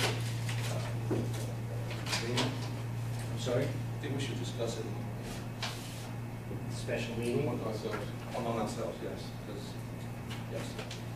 Special meeting. Do we want to set that special meeting tonight? We should try to have Tommy there as well. You guys have any availability this week? This week's rough for me, but I'll go through my schedule and I'll notify you guys when I'm available. You could let us Your know your availability. This days is, and evenings. like I said, my schedule is flexible. Okay. This is something. Okay, so just shoot us some I have email. a question. You're gonna wait for Tom Murray, right? My question is, does he live in the village? The other question is, how many meetings does he miss before he did this before, he didn't show up in meetings and the board had asked him to leave. How many has he missed? And now you want to wait for him for something? Something's wrong. Nothing's wrong, I just would like. Where is he all the time? He's working. And is he still getting his stipends? Yes. Yeah, And how many meetings can he miss and still receive his stipends? I don't think there's a requirement. There is a requirement, and you just came out with it at the beginning. And does he live in the village? I don't know. Nobody knows? I think you should ask him. I have been that issue before. If you want, I could check the records to see how many meetings or special meetings he missed. But he's missed more than I've missed, and I'm not getting paid to be here. You know what I mean? So, why would you wait for him to vote? I don't, you know. All I'm saying is send him an email. I can't control, you know, what his job is. No, I understand you can't, but at some point, Well, yeah, I'm like the just last saying. time, he was asked to leave the board because he wasn't showing up. Okay, that I'm not. We had aware two of. other board members at one time that were living illegally, that lived outside of town. Okay. So, is that what's going on now? All right. Then I think you should look into it. We're the taxpayers, we want to know. We have an address for him, but, Listen, I have had postal addresses in 2 or 3 states, let alone here. yeah, right. But this is my residency. And if there's nothing in the laws that say you can only miss, say, 3 meetings, why don't we just put something in there? There is something in there. There is? So why not just get somebody who actually wants to come to? What code is it? I don't know the code, but it is in there. It says, at your discretion, or at the board's discretion. So I'd like to know how much discretion you're gonna use on it. I will let you know Find this. out. I did notify NICOM and ask them any procedures in that, and trying to find out if somebody wasn't at meetings or what the procedures were, but He was ousted once before, if you go back. Ask him. I don't. He must remember. No. Well, I think it's term think, expired. yeah. I don't know, anything like that, but I know. you do get a good show though. Sean, right? Excuse You me? do get a good show. I'm missing the, well, the Oh, base man. tomorrow night, that Base might be just as tomorrow. good. But I think we need to set a meeting, and we have to do what we have to do to be at that meeting. So just forward your available times and we'll set up a meeting, executive session. Excuse me, he shouldn't vote until you find out his legal address, domicile in town. No, I'll leave that up to the mayor, you can search it out. Okay. Well, before you vote, is the mayor gonna notify us whether he's actually a legal resident of this village? Well, first I have to find out. I said, after you find out, will you notify us? I have to find out legally what my options are to pursue. It's a very touchy thing. You gotta remember one thing though, he's an elected official, he's not an appointed official. There's a difference. He's Yeah. elected by the top. I'm just trying to find out whether he lives in the village or not. I understand. But don't Yes. you have to be living in the village Yes. to be on the board? Yes. Okay. And anyone who would be honest, who's an honest individual who says, well, I'm moving out or something, they notify the board in advance that they're gonna be gone and they leave. We've also had people do that that are on volunteer boards. So I'm moving out of the village, so I can't really, I can't decide anything anymore. So they're honest and they leave the board. Well, I think first and foremost, you have to know where he is legally residing. And then, I think it could become a legal issue. Anything that was, that he voted yes on. What do we do from there? I think this is a personnel issue we have to hold off on. We can't really go too deep into this right now. Well, let's say it's Sam. I understand what you're saying, but we can't do, otherwise we're gonna give out Just say information Sam. that are wrong. They want facts, is what they want. That's what we have. He's unfortunately still an employee of the village. Yeah. So, we'll let me figure give you out- the right information. Let's gather our information first before we pass it. That sounds fair.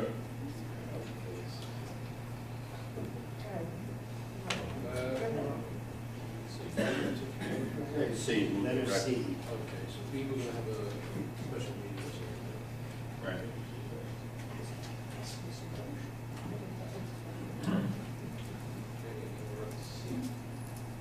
Can special meetings be on weekends? Executive session, yeah. As long as we know, how more we need to notify them? Does she have? Oh, yes, sir. Thank you. Move to recreation. Okay. See, that's you. Yeah, the moving to recreation. What we're trying to do is, we have a number of properties that were bought out by FEMA during the 2011 flood. And what we're trying to do is take those properties and kind of turn them into recreational areas. So to start the process, we need permission from FEMA. There's a bunch of things that I've already kind of put together, aerial map photos, section lot and block numbers. I've asked our attorney, Ben Gailey, to get us the project IDs and there's another project number associated with all the houses. So as soon as I get that information, we can put together the application that goes to the state, who is the liaison to FEMA, who can get their permission to let us utilize those properties as recreational areas. But I need a letter from you, Dave, basically endorsing the plan that we want to use our FEMA properties along Mudna for recreational purposes. Now, if I get that from you, then that all has to go in as a It's package. just a loan. Along the Mudna, correct? So, while I think it's great that you guys want to beautify the town with this recreation, area, Mhm. I think instead of looking that far out into the future, maybe we should be focusing on the issues that are already going on in the town with beautification of things that are broken in the town before moving on to anything else. As a discussion I had with you, also with Joe, also with Ed, I mean, there are a lot of things that are broken in this town. There are a lot of things that look like garbage in this town. There are a lot of work that needs to be done in this town. So before we move forward, don't you think it's in the best interest of this entire community to fix the problems that we already have instead of start putting Band-Aids on them and they're not getting any better? So while we're only in the starting process of requesting that information, before we move on to that, can't we fix the issues we already have? Like stop signs that are falling over, things that are rusted. I mean, we have roads that you can't, that are terrible. We have roads that aren't terrible being paved, roads that are terrible, nothing's being done to them. I mean, I just don't think that you should be really looking at that right now because we have bad stuff going on in our town and nobody's fixing it as it is. So why move forward with anything else? And I said to you specifically on the phone today when we spoke that nothing gets finished in this town. And you agreed. You agreed that nothing gets finished in this town. So we have a water sewer, a water drainer, like draining area, down on Decker Drive that's been sitting there with cones on it for 2 years. There was one over behind the shopping center that I brought to the mayor's attention. And it was only when I went to the actual shopping center, got somebody on the phone who told me that him and DPW already knew that it was the town's problem, not their problem. It sat like that for a year, and it was only until I pushed the subject that it was actually fixed. Again, pushing the subject of the one on Decker Drive that still isn't complete. It's been a year since I started pushing for it, and it's still not complete. They've dug it up, they've refilled it, it's sitting there with a cone. Ed told me that he drove by there the other day and placed another cone on it. So how is It was a different house. on Decker? No, not on Decker. I've seen the cone that you're talking about. It's another house on Carlisle. Well, it's on Decker. I know what you're talking we about. have these issues already. Why are we moving forward with anything else? Because you need to. You need No, to. no, Oh, you have to face the absolutely. problems that we already have There and are- then move forward. There are so many things that are going on at the same time. There's no, from a DPW and road infrastructure issue, there's no reason that that stuff should not get done. Right, but you told me Correct. that the mayor calls Chris from what he's, Well, calls the- him, DPW, and says, okay, well, you're doing that, well, now I want you to come over here and do this, and so that gets left unfinished. He takes direction from the mayor. That's, Right, but until we start doing other things in this town, we need to fix the issues that are here first. From- Like getting Chris to be able to have some time to finish the things he needs to finish And that- in order to beautify our town, in order to make it run properly, in order to move forward. There has to be a system in place in order to run this town. Yeah. And you can't move forward without perfecting the system that you already have. So you have to make time to do the things that you need to do, get everything on a schedule, plan out a schedule of the things that need to get done in this town. Okay, in these months, we need to focus on this. On these months, we need to focus on this. There has to be a timeline for everything, and you have to have the people to do it. But if he keeps getting pulled from the jobs that he's doing, everything gets left unfinished, and then we end up, well, building parking lots. again, the direction, the department heads report to the mayor. The Right. mayor sets their plan and agenda. I can't change that, I can't alter that. We've been requested not to do that. Okay? Well, then that defers So- back to the mayor as to why you're not letting them finish their work so that we can move forward with other plans of things to beautify this town, to draw more people into it. The problem you got here is that you can probably do what you're suggesting. Are you willing for us to hire 8 more employees? Well, why can't they do it? They Well, started it. I just Why got can't they finish that it? mentioning to you where we stand here with the cap tax.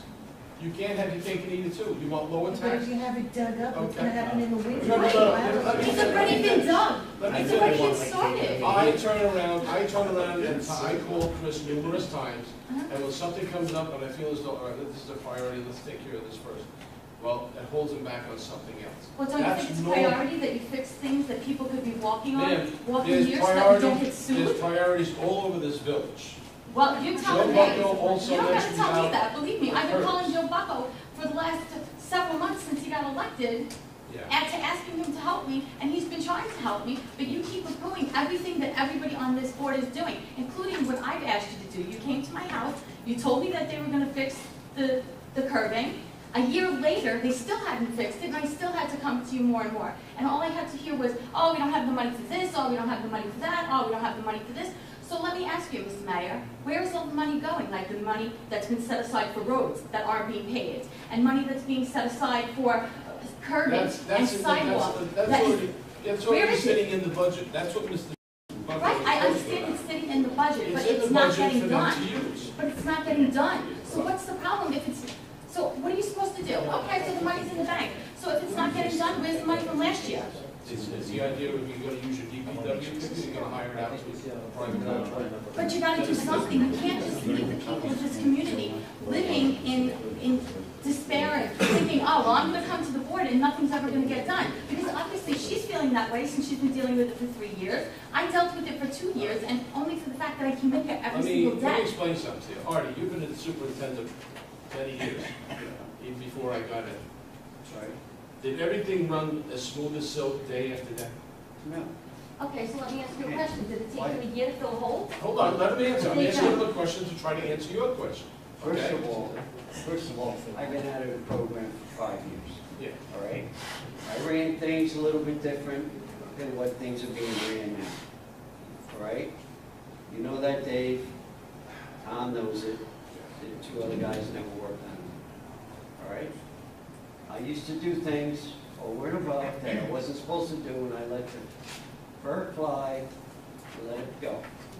Certain things have to be done, you have to do it, and then worry about the consequences later on. But now, this village is in a little bit different situation, because I also had 12 people working for me. You're down to 4, all right? Gradually took people away from DPW, the board, all right? Cannot run this village on 4 people. Okay? And we had this discussion before, and everything else. You can't do it. You can't run the village on the tax rates that you guys are trying to do. There is no way in hell you can do it. Everyone on that board knows you can't do it. I'm sorry, but you just can't do it. There's no way, money-wise and everything else, because now, being that we were going to 1%, 2% thing, now, all of a sudden, it's caught up to you. And it was brought up to the boards to say, hey, listen, we can't continue running this village the way you run it. You can't. There's no way. This is exactly what towns and villages, supervisors and mayors complain to Albany. You can't keep putting a strap on us and then trying to bribe the public by saying, well, you're not going to get your tax rebate if these people don't stay under that cap tax. You know, every single person in this room, if you want your taxes to go up and say the hell with the damn tax rebate, sign it and I'll take that money and I'll fill it right into work. Wait a second, hold on. You keep saying that. But I don't want to hear anybody come in and say, I didn't get my check. You keep saying that to people of this community. First of all, let me ask you, does it take you a year or 2 to fill 1 hole? No. Okay. Don't put So me on the that's, spot. no. It's a very valid question. It's a hole, okay? It doesn't take 16 hours to fill a hole. You're telling people, they're telling people, oh, it's too cold to do it now. Oh, it's too wet to do it now. Oh, it's too, enough with the excuses. You need to get down to business. And another thing, you keep saying that whatever the community wants, whatever the community wants, whatever the community wants, you told me to go get a petition started to have the road paved and to have. No, I did not have it paved, no. You didn't tell me that? You're a liar, and I'll call it to No, you. you were talking about speed bumps, not road Speed bumps paved. as well. Yeah. Look at, he Say has it a the right copy of way. the petition, he's got a copy Say of it the the right petition, and so you guys have it. Well, you see, Are what you you doing want to it? do, Are you what you taking want care to of do it? with speed bumps, and we've checked it out, and even with the state attorney general's office, they say, okay, fine, there's no law against it, but at the same time, it could create problems you told me where it you was can get illegal. lawsuits. You told me You that can the get attorney lawsuits. told you that it was illegal. My job is to protect the village against lawsuits as much as possible. So what's the other That's a solution? problem. Have you given me another solution? In a year, since I've been coming here, asking you about the Ma'am, stop you sign have 3 complaining. stop signs in front of your house. I have 2 stop And when you signs in front of explained the it house, to one me in about each the curb direction. in front of your driveway, you told me your 5-year-old son sits there and plays. Are you out of your freaking That's mind? what you told me. You I don't never told you understand that. such a thing, Yes, you and did, don't ma'am. you lie. I'm gonna tell you Don't you lie. something. You told me, you No. sit here I'm and gonna tell you something. you are a liar, I'm gonna tell you Mr. something. Mayor. You There's are a one liar. thing My that I can son tell doesn't you. go near the Right, curb. that's not And what I'll, you said to me. you're a That's not what you liar, said. and I'll tell you to your face that Because you're a you said liar. before You that are people- a liar. I said if somebody comes to my home, including one of my elderly aunts, company, just like Pat across the street from me, she fell on her butt and, All right, yes. enough. You made your point, I know what my point was, I'm gonna tell you one thing after this.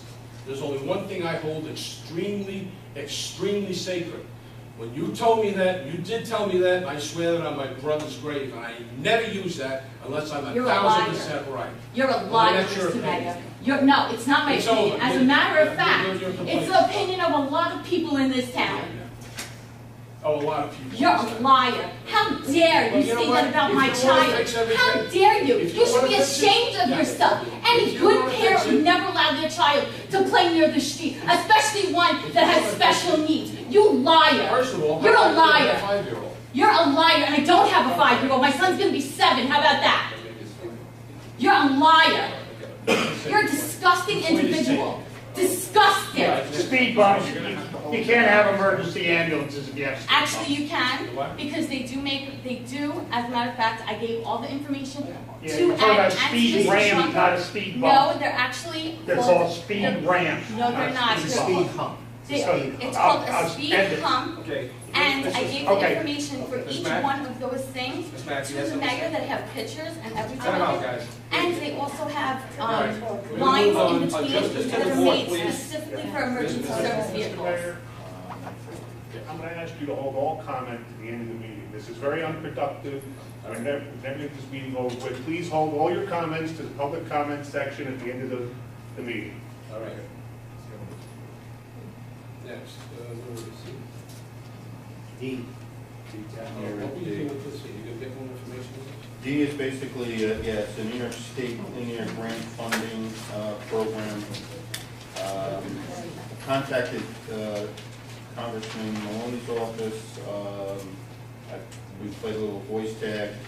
And basically, it's grant program for recreational purposes, for bike paths, walking paths, hiking paths, things along those lines.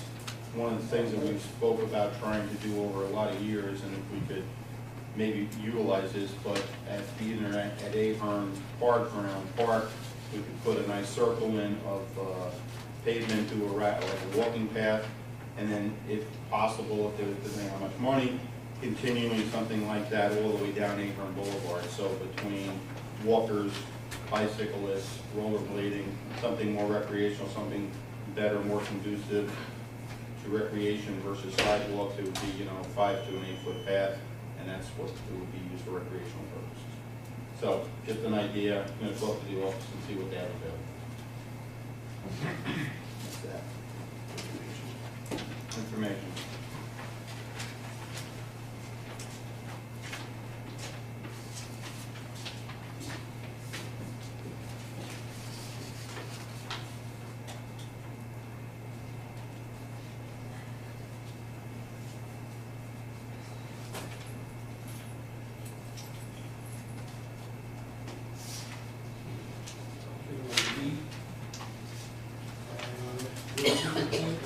Yeah, over the weekend, I believe it was Sunday, 1 o'clock, we got a email to come down to the wastewater plant. There was an emergency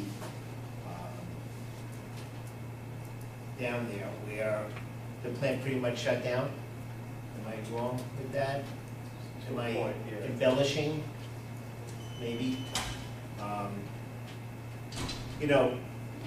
We have to, and I know it's planned, and we got an email from H2M, the engineers on the new treatment plant.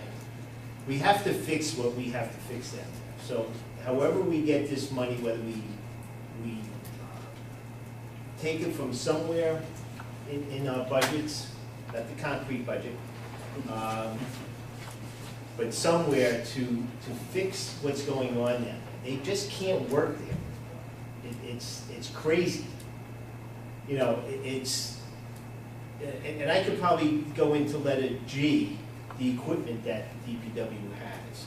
Now, it's not so bad that we only have 4 or 5 workers, but they don't even have the equipment to work. And it just didn't go bad, all right? We have to make sure that when they go to work in the morning, they're going home at night. And some of the equipment that I brought up, my first meeting in April, you know, trucks that are just rusted out, you know, that's a reflection on all of us. So I don't know how we handle this, but it needs to be handled quickly. You know, winter's about to come, they're down a truck, two trucks, a dump truck, a pickup truck, okay? It's gonna snow. You know, they might not have the equipment to handle a snowstorm like it happened a couple of years ago in October, you know, which would be 2 weeks from now. You know, we have to make a conscious effort, so maybe we could discuss that at that other meeting that we're going to have with their contract, okay, to make sure that they have what they need to do their work. So I don't know where we go from here, but we have to find money. All right, they have to go home at night. And I go down there and I'll just throw this out there. I'm not sure if OSHA was to come down there, okay, occupational safety and health, that they would say, wow, this is beautiful. This is a great job, keep it up. Okay, so we're willing to take that chance. Them coming down there, and they usually don't call, they just show up. All right, are we willing to take that chance? You know, you think the wastewater treatment plant with DEC is tough. Wait till you deal with OSHA when they aren't very happy. All right, so maybe we could plan a meeting, again, with the same time with the DPW memorandum of agreement, which means it has to happen quickly. All right, we need to clear our schedules. We are employees of the village. We have to make sure that we do what we're supposed to do without saying, well, I can't make this day, but I can make this day. I can't do this because my dog has to go to the groomer. You know, so I would like to have this meeting within the next 4 days if possible.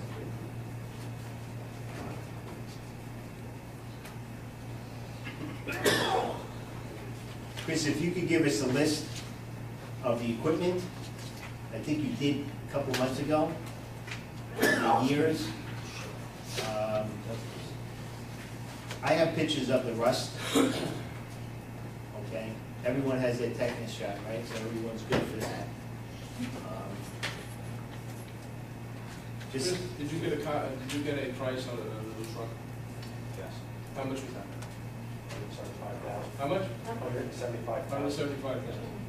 175,000 for a new dump truck.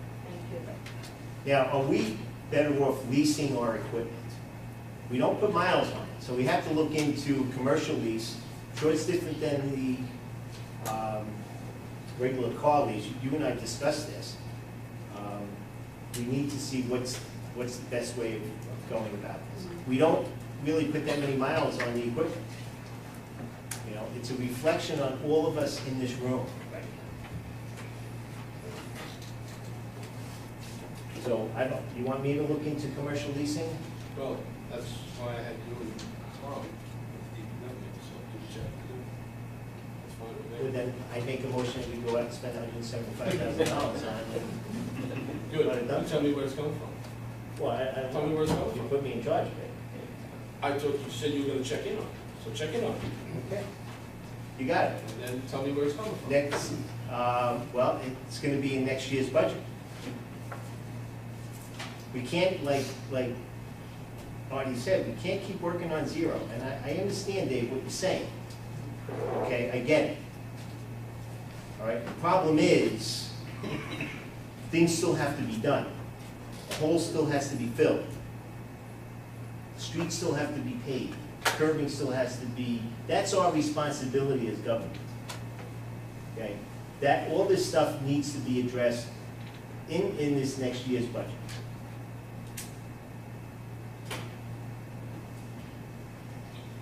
I thought you had your hand up. I wait for public comment, I was just scratching it. Sorry. I could go to letter F, update regarding beautification committee.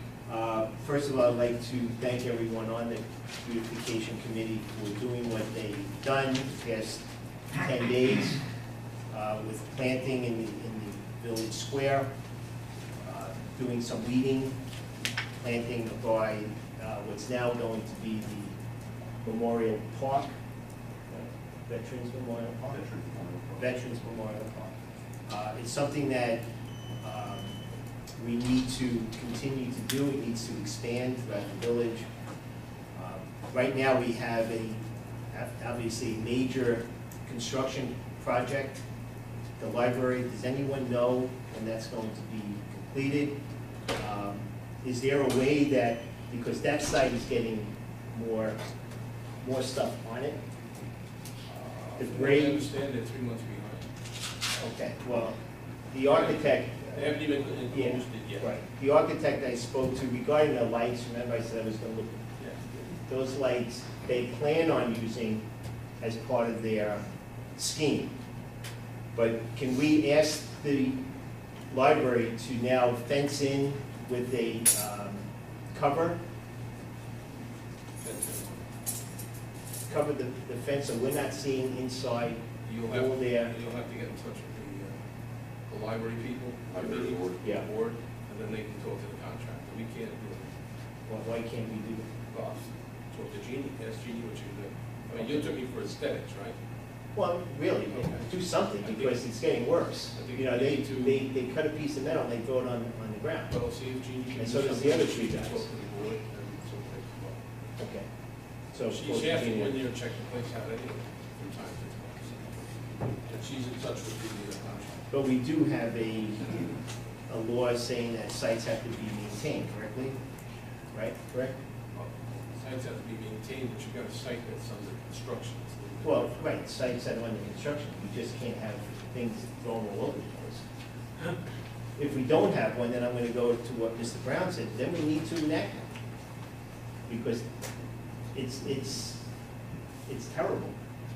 It's a beautiful building, it's going to be a beautiful building, but right now, it doesn't look like it's gonna happen. That was my, Yeah, that was Okay. it. Yeah.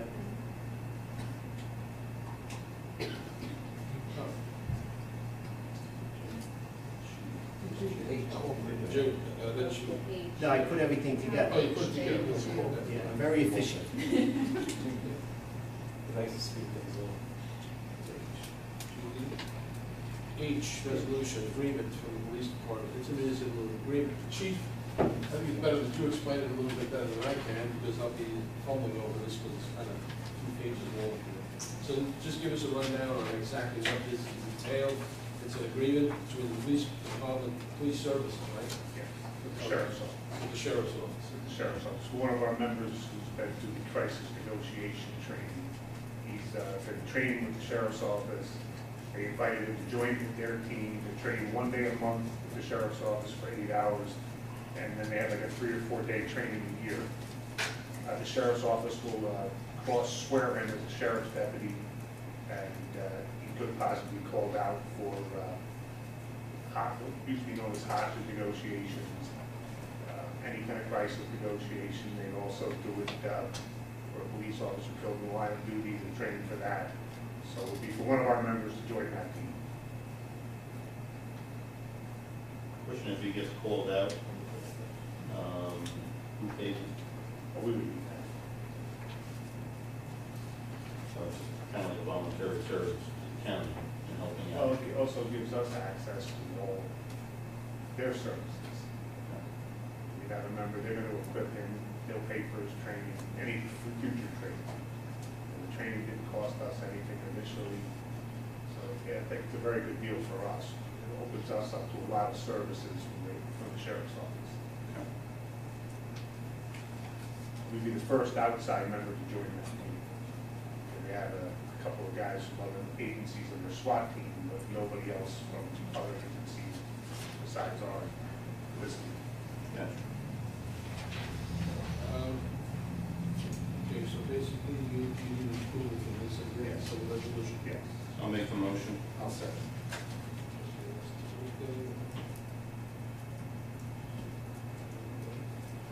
in favor? Aye. Aye. Aye, 4-0.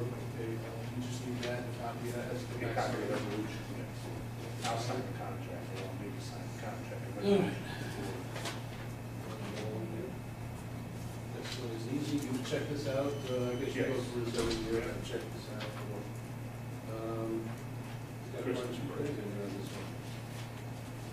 So this is a permit for the Guardian Chamber of Commerce Christmas parade.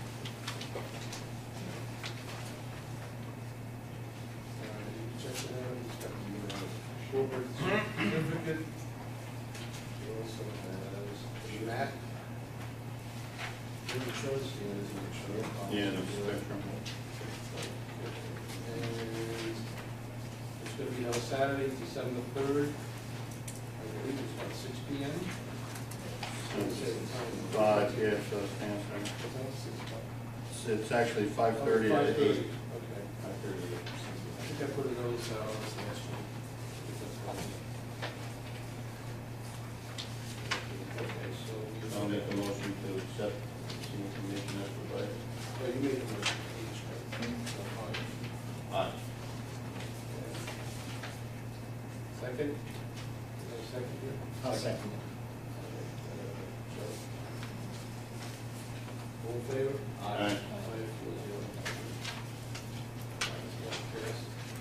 Can I mention something that's not on Go there? ahead. Children's Halloween Parade, October 30th, that'll be Sunday, 1 to 3.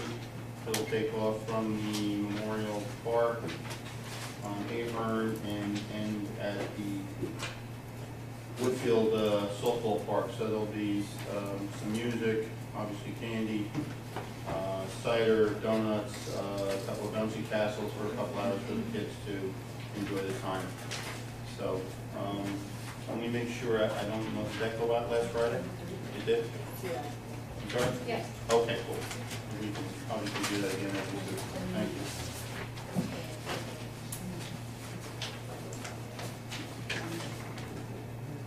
Also on the Christmas parade, I believe the beautification committee was working with the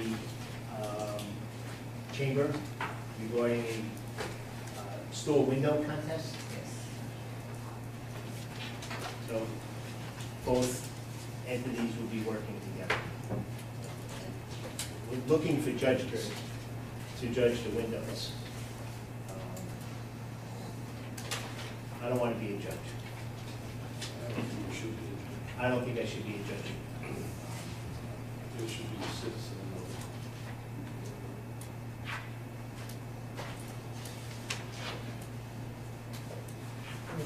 Took care of that. Oh, one other quick thing, is there, Halloween's coming up, is there any curfew? Are we doing anything? Getting like curfew that? to In the the 30th, 31st. So we do a CTY message as usual, and it's coordinated at the same time as the town, they haven't changed anything? The town changed it an hour later than ours, Oh, really? a couple of years ago. Okay. They did what? Town changed Just theirs to be an hour later. take a look at this, pass it down. That's the flyer. Thank you, Val, for the flyer. Do we, Chief, do we still do lights? We're planning 4 lights. 4 lights, okay. Along, Decker, right? That working with, Take a look at this. We have our 2, we can borrow 2.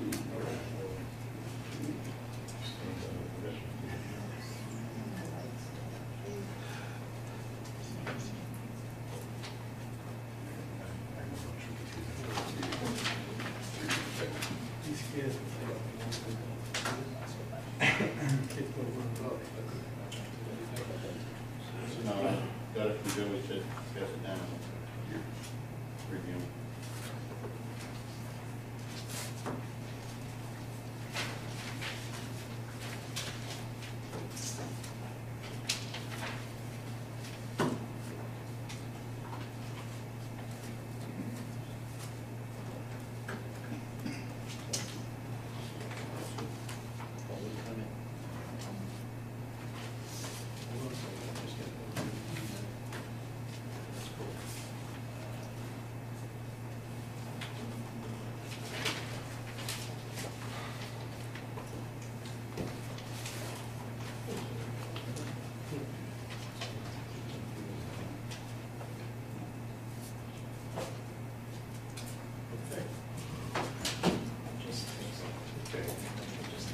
Now we can open it up to a further comment. Lou?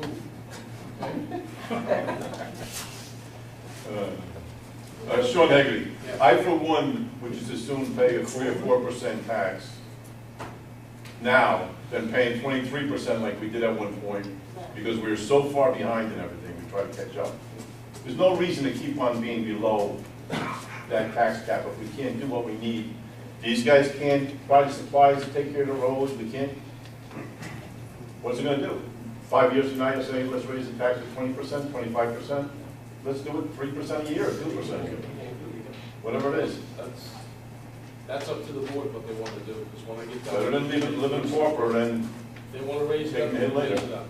That's fine, but as long as they know that I was trying to stay within the cap tax, I'll tell you why. Not doing us any good. I feel as though it was a snow job on us, basically, because they were using the property rebates as a wedge against the towns and villages, or even the cities, to stay within that so they can get their checks, whatever it came to. I think it came to anywhere between $200 to maybe $700. the year that we went up to 23%, I still got my check. I don't know why, but I still got it. Well, it wasn't really totally enforceable until a little bit later on, then they started slamming us with it. And we even had to go to a special meeting, and Chris and I were there, along with Joe, and they basically said, "No, you gotta stay within the cap tax." Did we agree with it? No, we didn't agree with it, because I felt as though we were being hijacked. Because they weren't letting us grow with the prices that were out there. We were lucky because some of our services, lawyers, some of our vendors and whatnot, did raise their prices to us for 3 years. So we lucked that we made money that way. My thing was to keep pushing for grants, to get grants in here so we get something out of the deal. That's the only way to do it. You can't just sit back and not go for grants. We took any grant we could get. I think, didn't we get a grant also for even $1,000? I said, look, we'll take whatever we can get. If we can get it, take it. Don't just let it ride. Just put it for it.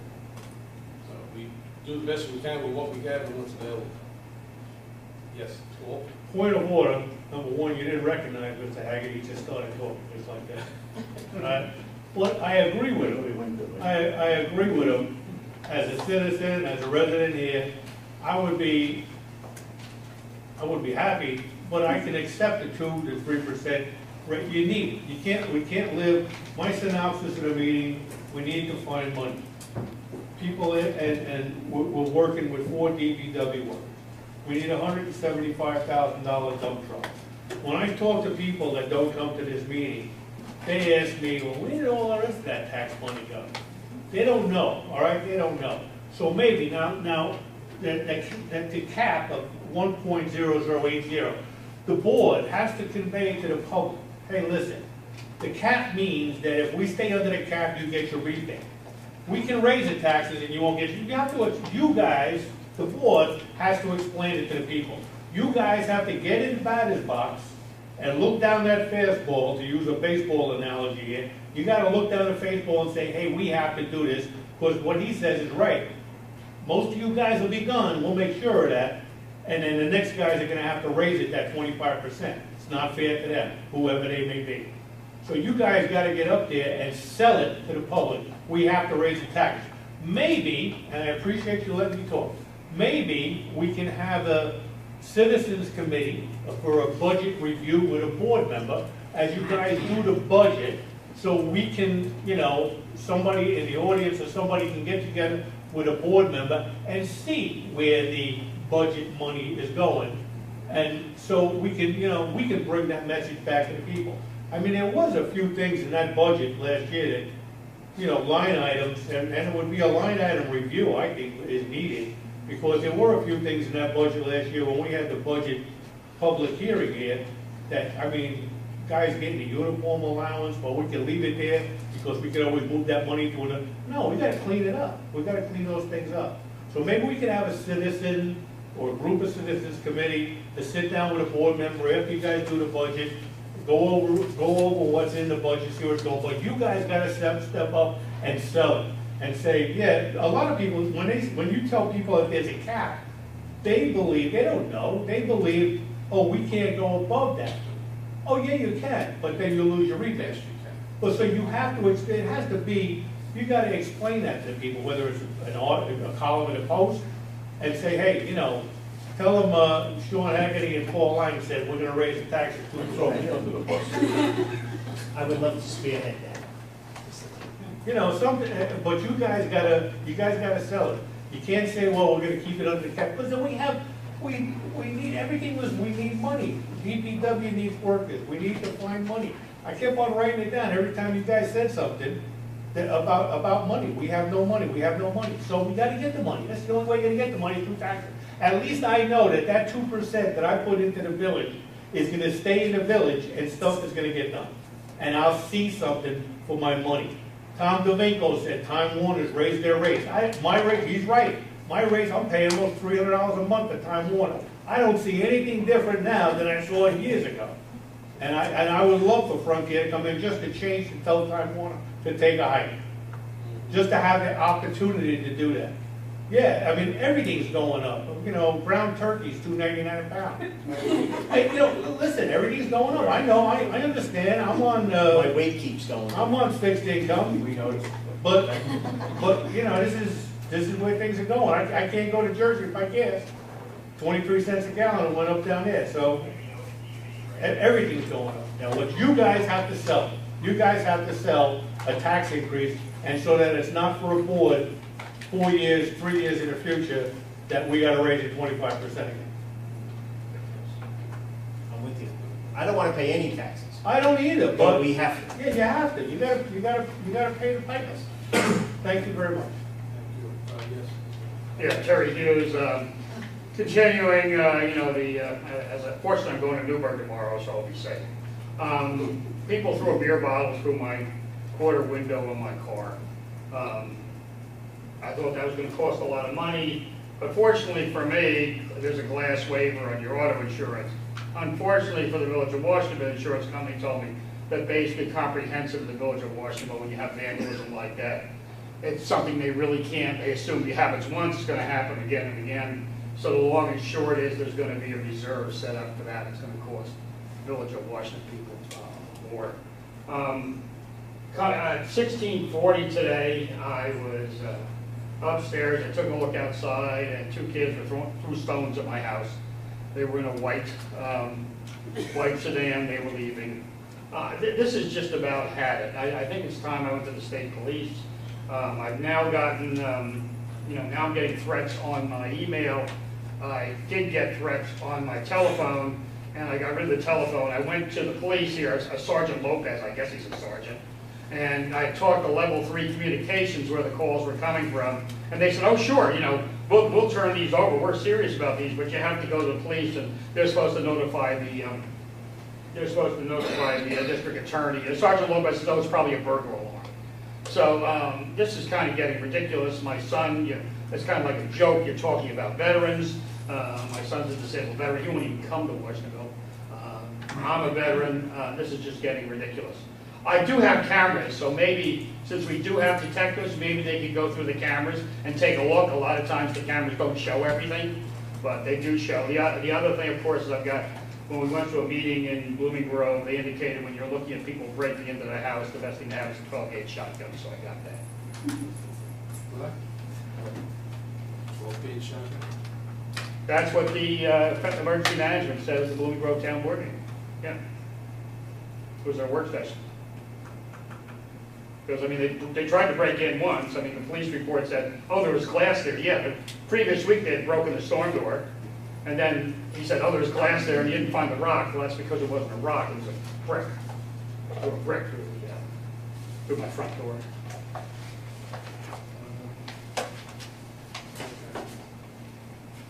But I have the cameras, and they're recording, so.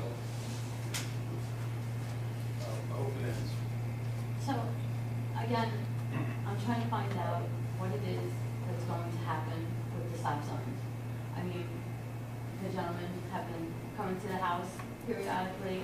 A couple of police officers did take off after several people over the last few times they were there. I don't know the outcome of that, obviously, but they did take off after the people jumping the stop signs and speeding up the block and all this kind of stuff.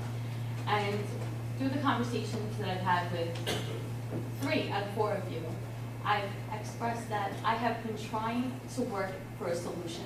The solution is not to take one out of 2 police officers that are on a shift, when they could be dealing with something that could be deadly or a more serious situation, to sit there constantly policing people from the neighborhood who jump stop sign. So I gave the information about the speed hump, bumps, mats. There are 3 different kinds. They do have emergency vehicle slots for them that are specifically made for the chassis of emergency vehicles only, so they do not have to slow down, they do not have to stop, they will not be bothered in any way by these things. Also, there are different types of traffic calming devices. It's not just speed humps, bumps, mats. There are different kinds of stop signs, things that are run by solar panel. There are multiple things which you have all the information, and I just recently emailed it to Joe Bucco. On top of that, we have a problem with Decker Drive. Decker Drive, again, is just being, pushed to the side, and we have someplace over here, and just over here where these co-ops are, those roads are being paved and stuff is being done over there when there's nothing wrong with the road. And when I came to the mayor told me to start a petition, and if I got the petition, he would do something about it. You have the petition. I've recently also given it to Mr. Bucco. And, because basically you're unapproachable. You're unapproachable. I have tried to approach you on multiple occasions. I've been dealing with this now for almost 3 years since I lived here. I have come to this office on numerous occasions. I'm sure Christine can tell you how many times I've been in this office trying to get somebody to do something about it. And I'm not saying that bumps, humps, or any other type of traffic calming device in the road is the answer. But there has to be another solution. And as the mayor, you should be trying to help me find a solution to making this a safer environment. Not just for me, my child, my neighbors, but for everybody in the neighborhood. Instead of placing blame and making up false statements like I'm leaving my child in the street to play when I put up a $7,000 fence in order to keep him away from traffic, it makes no sense. And if it doesn't make sense, it's not true. But you keep dodging the conversation about having something done. You're the mayor.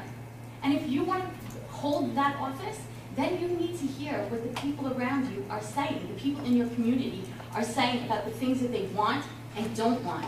And thankfully you're leaving us, so we can actually get somebody in this position who's actually going to do something for our community. But while you're here, you need to hear the problems that are going on, because if you think you're leaving a legacy here, you're not. You're leaving nothing behind but trouble for everybody else moving forward. And you keep saying you don't have the money. So if you fired 12 people since he's been there, since he left several years ago, and you've been just cutting down, where is the money for the salaries going? Where's the money for the roads that you're not repairing? Where's the money for the sidewalks that you're not fixing? Where is it, Mr. Mayor? Because you haven't answered me in the 2 years that I've been coming here, telling you about all these issues that are going on. Not once have you given me a solid answer about what's going on in this community. And when I say to the gentleman sitting around you, well, why can't anything be done? Why can't anything be done? Why can't anything be done? It's the same answer. It's the same answer from other residents. It's the same answer from everybody who deals with you. He wants to do it his way because he's one of, and I quote, I didn't say it, but other people have been saying, one of the good old boys. And he doesn't want to listen to anybody around him as to what needs to get done. So our community is deteriorating and fast. There's stop signs look like garbage. We have stop signs falling over. We have stop signs rusted. We have other signs in the community rusted. And you're not doing anything to make it better. Why can't we get Girl Scouts and Boy Scouts to volunteer their time and maybe paint stuff and just pay for the paint? Then we don't have to pay. Get a community together and have a day where we're all coming together to make a better environment. Even if it means people picking up plants and helping planting and doing things to beautify this community. I'm sure people would be happy to do it, but you're not putting anything out there. We have 3 guys' haircut places in the middle of the town that, what do we need 3 there for? Who's approving all this stuff? It's ridiculous. Why are we bringing things in here that everybody can utilize? Everybody can take advantage of. We don't have fairs. We don't have fall fests. Everybody around us is having all these things.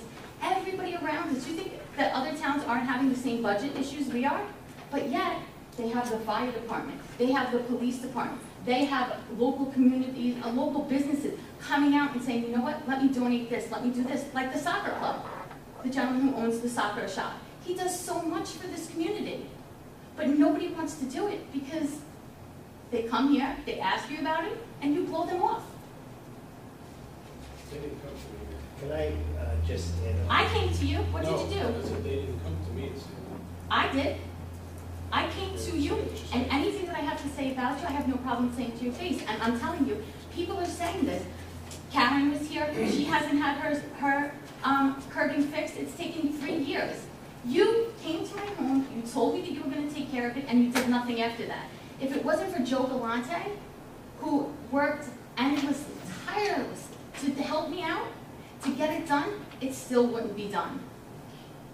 So you're the mayor. At the end of the day, everything falls back on you because you're the one making the decisions. You're the one telling the people around you no. You're the one keeping people who are nasty here in the office. You're the one who are allowing people not to do their job. You're the one pulling people from one job to another so that they can't complete it. The buck stops with you. What are you doing about it? those jobs that are moved from one job to the other are through complaints, through priority complaints. But if you don't finish the first job, then it's still a problem, and now you're moving on to another problem. You know, Mr. Martina, if you talk to Mr. Martina, he'll tell you. If I say, Chris, I need you to do this, stop what you're doing, go over to that. The first thing he tells you is, well, that means I'm gonna have to stop doing this. Okay, you're gonna have to stop doing that. I can't put everything down moment by moment. It doesn't work. But you that way. can't expect Chris Martino to work with 4 people to get everything done, but then tell him that he can't finish a job, that he can't finish what he's doing in order to stop the first complaint. So you have complaint number 1, they haven't completed complaint number 1, they're already on to complaint number 4. So now you still have people complaining about 1, 2, 3, 4, and so on and so on. So you have to let Chris do his job and finish things before starting something new. So that's the bottom line. Is everything There's in no your- process here. Is everything in your, I'll say your area, okay right now? No. What do you need? Decker Drive is a total No, mess. what We do have you need? potholes. Your complaint, what do you need? Where you are right now? I need something done about the jumping of the stop sign, which everybody in the community does. What are we gonna do about it? What's the solution? You don't wanna put speed humps, bumps, whatever, because it costs money to put in, costs money to take out. Great, so what's the solution? How are the, Chris, how are the speed bumps, if speed bumps were put out there as a traffic control device, does that interfere with plowing? Probably would, yeah. It Wait, depends on what they wait, are. I think we're getting confused. No, we're not getting confused, I'm trying to settle the problem. No, I know. That she's saying that Right, now, but okay? the- Because that's why I the put you tra- guys in charge of this. And Joe gave you all the information. That's why I gave it to you. That speeds. Oh, forget about it. Okay. Speed humps can be taken up before the snowstorm Yes. arrives. They can be taken And out what do in you the do- winter time. What do you do when they're taken up? You Well, plow then the street, there's you put it snow back. and ice, so people have to go slower. Okay, so, she prepared a fantastic proposal, I think we should hire her, because it was that good, okay? Thank You know, you. these are things that were brought up several months ago, and no one wanted to hear it. And they Okay, still now- don't wanna hear it. Now it's coming to a head. See, this is what we do here, okay? We wait, you know, there should be 2 phone calls. One phone call should be, there's a problem here. The second phone call should be, thank you for solving it, okay? Not people getting to the point where they're so frustrated, no matter what happens, it's never gonna be okay. All right? The woman, Mrs. Font, waited 3 years, okay? How many years did you wait for Patricia Lane? I mean, we get that money every year, okay? Why wasn't that done when 2012, when it was, you know, when it happened? Why do we keep waiting? You know, and like Mr. Lang says, and Mr. Haggerty, we keep going with the taxes, we're just treading water. That's all we're doing. We're not going anywhere, okay? No one in this room wants to pay any property tax, none. But we have to in order to survive. Right? We have to make a decision okay, which way do we want our village to go? Because right now, you know, it's only April for me, okay, but I've been here since '89, and I've seen some very good times, and I've seen some horrible times. Problem is, I've seen more horrible times than good times. So we need to come together, settle contracts, do what we have to do, okay, and move forward.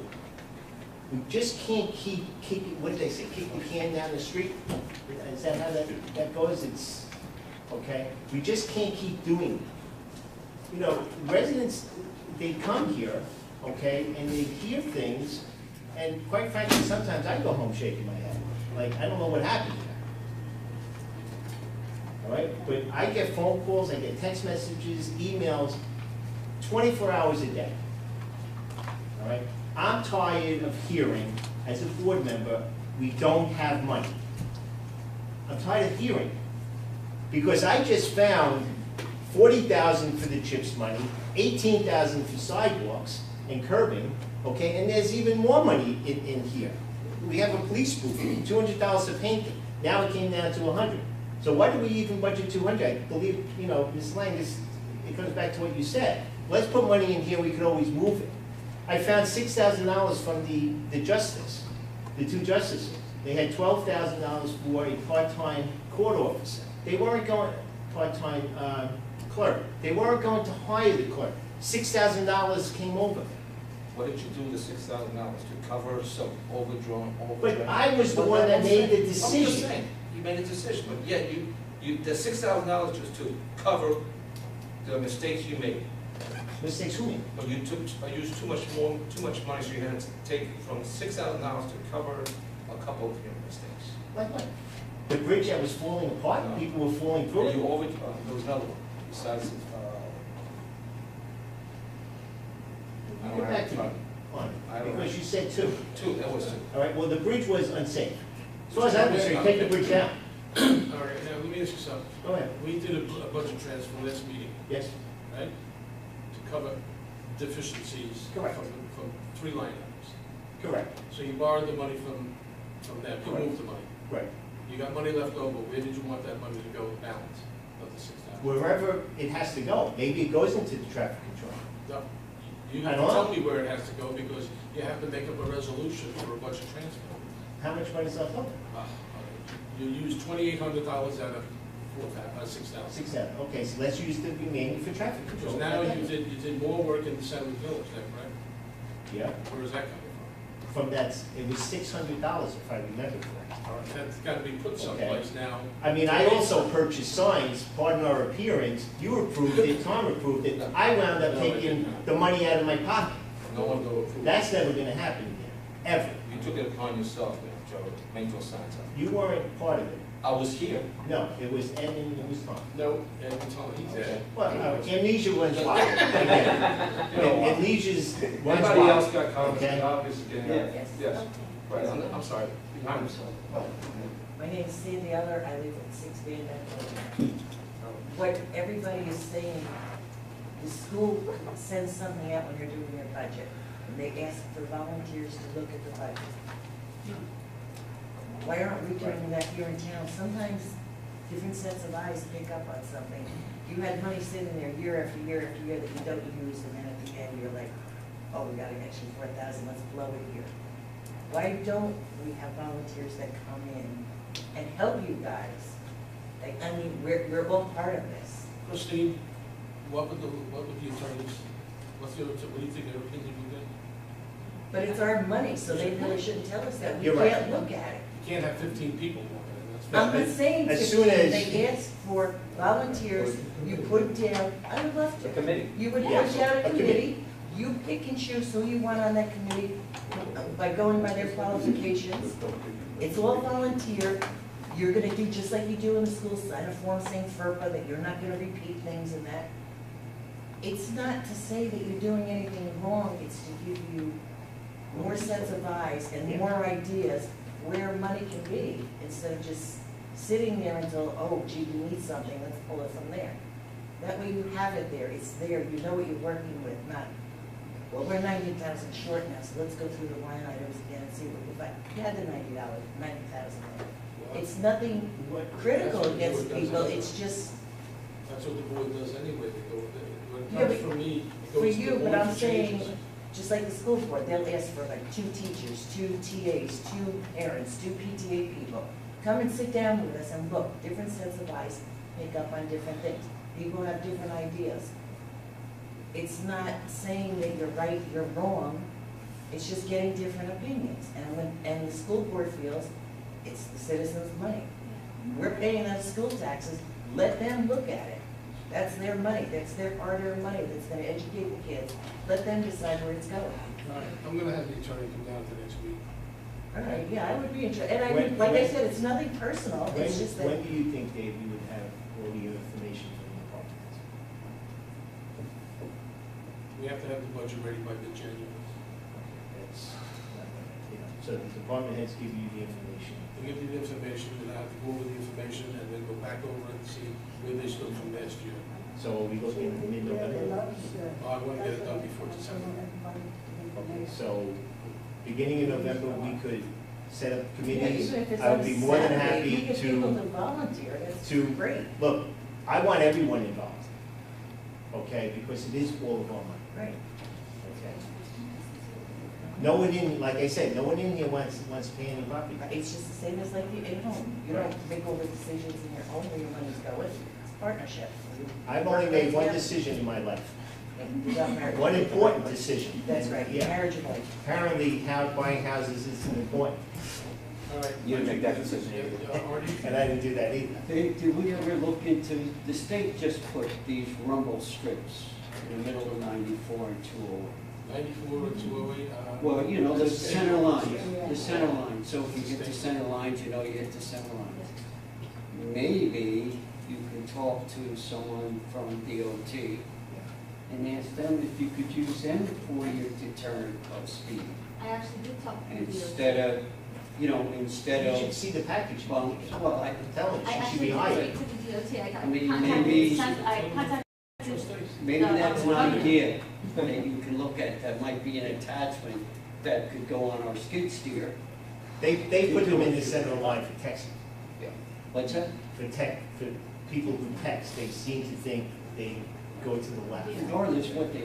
Right, that's not It bad. might be an idea that you might be an attachment that can go on our skid steer, where, yeah, once again, it's 2 guys, or 3 guys, or 4 guys. But it might be a way to deter it, and you're not worried about the snow, you're not worried about anything. It's a But you know, permanent thing on the if we road. were to put a blanket in the middle of the street with speed humps, nothing permanent. We know when the snowstorm is coming, you pick it up. Okay, but that's labor intense. So Okay, now it's you're taking a state's man that's fair. going to pick up these things, make sure they're picked up. This is a permanent thing, you don't have to worry about it. We could, It's over with. we could certainly look into that. I'm gonna have this, Listen. Put on the curb in Newcastle. Mrs. Fitzpatrick, this will be, Putting it, this at will least be he's taken giving care of. stuff for us to think about. Yes. I think she's ahead. I just want to say that you have to understand our frustration. Our taxes were increased to 23, 25% 2 to 3 years ago, and we have gotten less services, okay? It's just, this building alone cost $1 million? Or is it That's $2 debatable million? how it goes. That's Okay, debatable. because we had to pay for I a used- lawsuit I for used- that. I used the money to renovate the bottom of this. And you did a beautiful job. You did a beautiful job, but our taxes went up and we got less services. As this lady stated, the roads, you start a job, you don't finish it. Just now, there's 3 of you there. Where did our 4th representative go? Just gets up Yes, and to go to walks work. away? Yes, to Gotta go to work. He could have excused himself. Now, most people know that I'm here all day, is that correct, Christine? Are you And here I all saw you- day? I saw you Stay come here in. all day? I Because, come in here most of the day. first of all, I'm gonna defer back to someone who works in your office. How many times have I come in here and he's not here? Thank you. Okay. So don't say that you hear all the time. One last question. No. I'm sorry, yeah, go ahead. When will you know where Mr. Murray lives?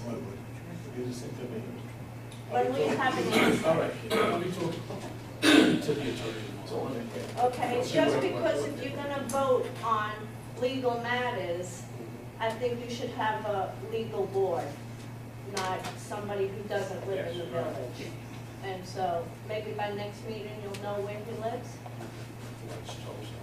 Okay. And a question about the attorney. The attorney actually, when I came here to my first town hall meeting, I brought up the speed hump bump thing, and he said they were legal in the state of New York. So I challenged him on that, and I contacted the higher ups, I contacted the DOT, and they actually said that that is not correct. So how do we know, as a community, that this attorney isn't feeding us a line of garbage because it's something that you don't want done? Well, Because actually- apparently that's what happened, because you actually- said they were illegal, he said they were illegal on videotape, no less, and they're not illegal. They're You not. just didn't want them put in. No, they're not illegal, they weren't advisable by the. Right, he said they were state. illegal, the word he used was illegal. So you used the wrong phrase, I can't answer for that. But, I mean, you said it too. You told me that According to yourself. what he told me. Right, so how are we supposed to trust this now? Well, he went back and he checked and then he said, was that document on the state? He said, Oh, "No, but you never forwarded that to me. Well, you give me your email address? Absolutely, Christine has my email address. Anybody else? Yeah, they have it. You have all my information on file, my home phone number, my cell phone number, my email address, and you know where I live. I'll make a copy of it, just. Fantastic, thank you very much. I appreciate One it. more question, Yeah, I'm sure these yeah. people want to. Yeah. I think we dragged everything out. I would make it quick. If you're gonna make decisions on traffic, you ought to be informed. You shouldn't just believe that people are speeding, you ought to have a speed counter put up, you can get them from the county, they'll give you the high speed, the low speed, you get them for 7 days, the 50% the mean speed and the 80% speed, which is what is determined for. Second of all, you might be spending a lot of money. My daughter does catastrophic claims for corporate, for Geico. Basically, four-way stop signs lead to A, more accidents, and B, more fatalities. So you're liable to be doing something that makes no more sense than a box of rocks.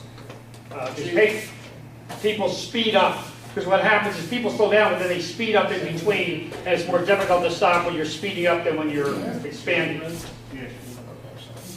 So that's what they found.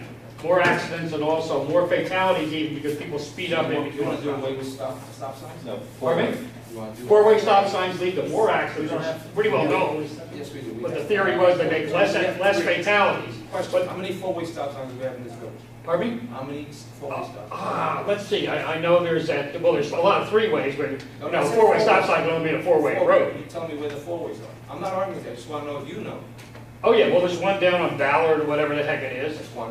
There's, excuse me, there are a number of three-ways. There's one on You didn't say Somerset, three-ways, there's one you on said Washington. four-ways. Well, three ways. There's a different story. We're just covering four. I'm not arguing with you, I just want to No, know. I hear what you're saying. Yeah, no, I hear what you're saying. So you're saying we've got. Basically, the four-way stop signs, that's right. It's You one want- four-way. So three-way, I don't know what the evidence is on One three-way. meeting, you want to do away with stop signs. Pardon me? You wanted to do away with stop signs because there was too many stop signs in the village. Well, the short answer is, when you actually do, on the planning board, when you actually have a traffic consultant, they have what are known as collector streets, which is actually 800, and they're supposed to collect the traffic and move it, and you're not supposed to have traffic control devices on them. I mean, if you actually have anybody do that, they do that. But, everyone feels differently, so everyone's an You know expert. what, like I said, stop signs, okay, we discussed something. Pardon me? We can't do away with the stop signs. They stop to slow people down. You, one meeting, you said do away with stop signs. There were too Oh, many- yeah, on collector streets, yeah, that's what, traffic How engineering many is the other four-way stop collector signs street. do we have in this village? I'm just asking, do you know? How many what? How many four-way stops? Well, we have a lot of stop signs on collector streets. No, listen to me. You're complaining about four-way stop signs. Tell me where the four-way stop signs. No, I mentioned what the evidence was on No. four-way stop signs. But there's real stop signs on collector streets all over the I'm place. asking you a simple question. Do you know Yeah, what? yeah, I know, but you're putting traffic, you're putting stop signs on collector streets. You should have stop signs on feeder streets, but not on collector streets, according to traffic engineering, so. Thank you very much. That's it. Amen. I make a motion, we adjourn, do I have a second? Second. Second. All in favor? Aye. Opposed? Thank You you. think we adjourn without a quorum? Ooh, yes, we got it. Oh, he's already deep. I was gonna say. Eric, what was that noise? Okay, we didn't do anything about the, so that was the hammer going down. Yeah. Which end did it come out? That's well.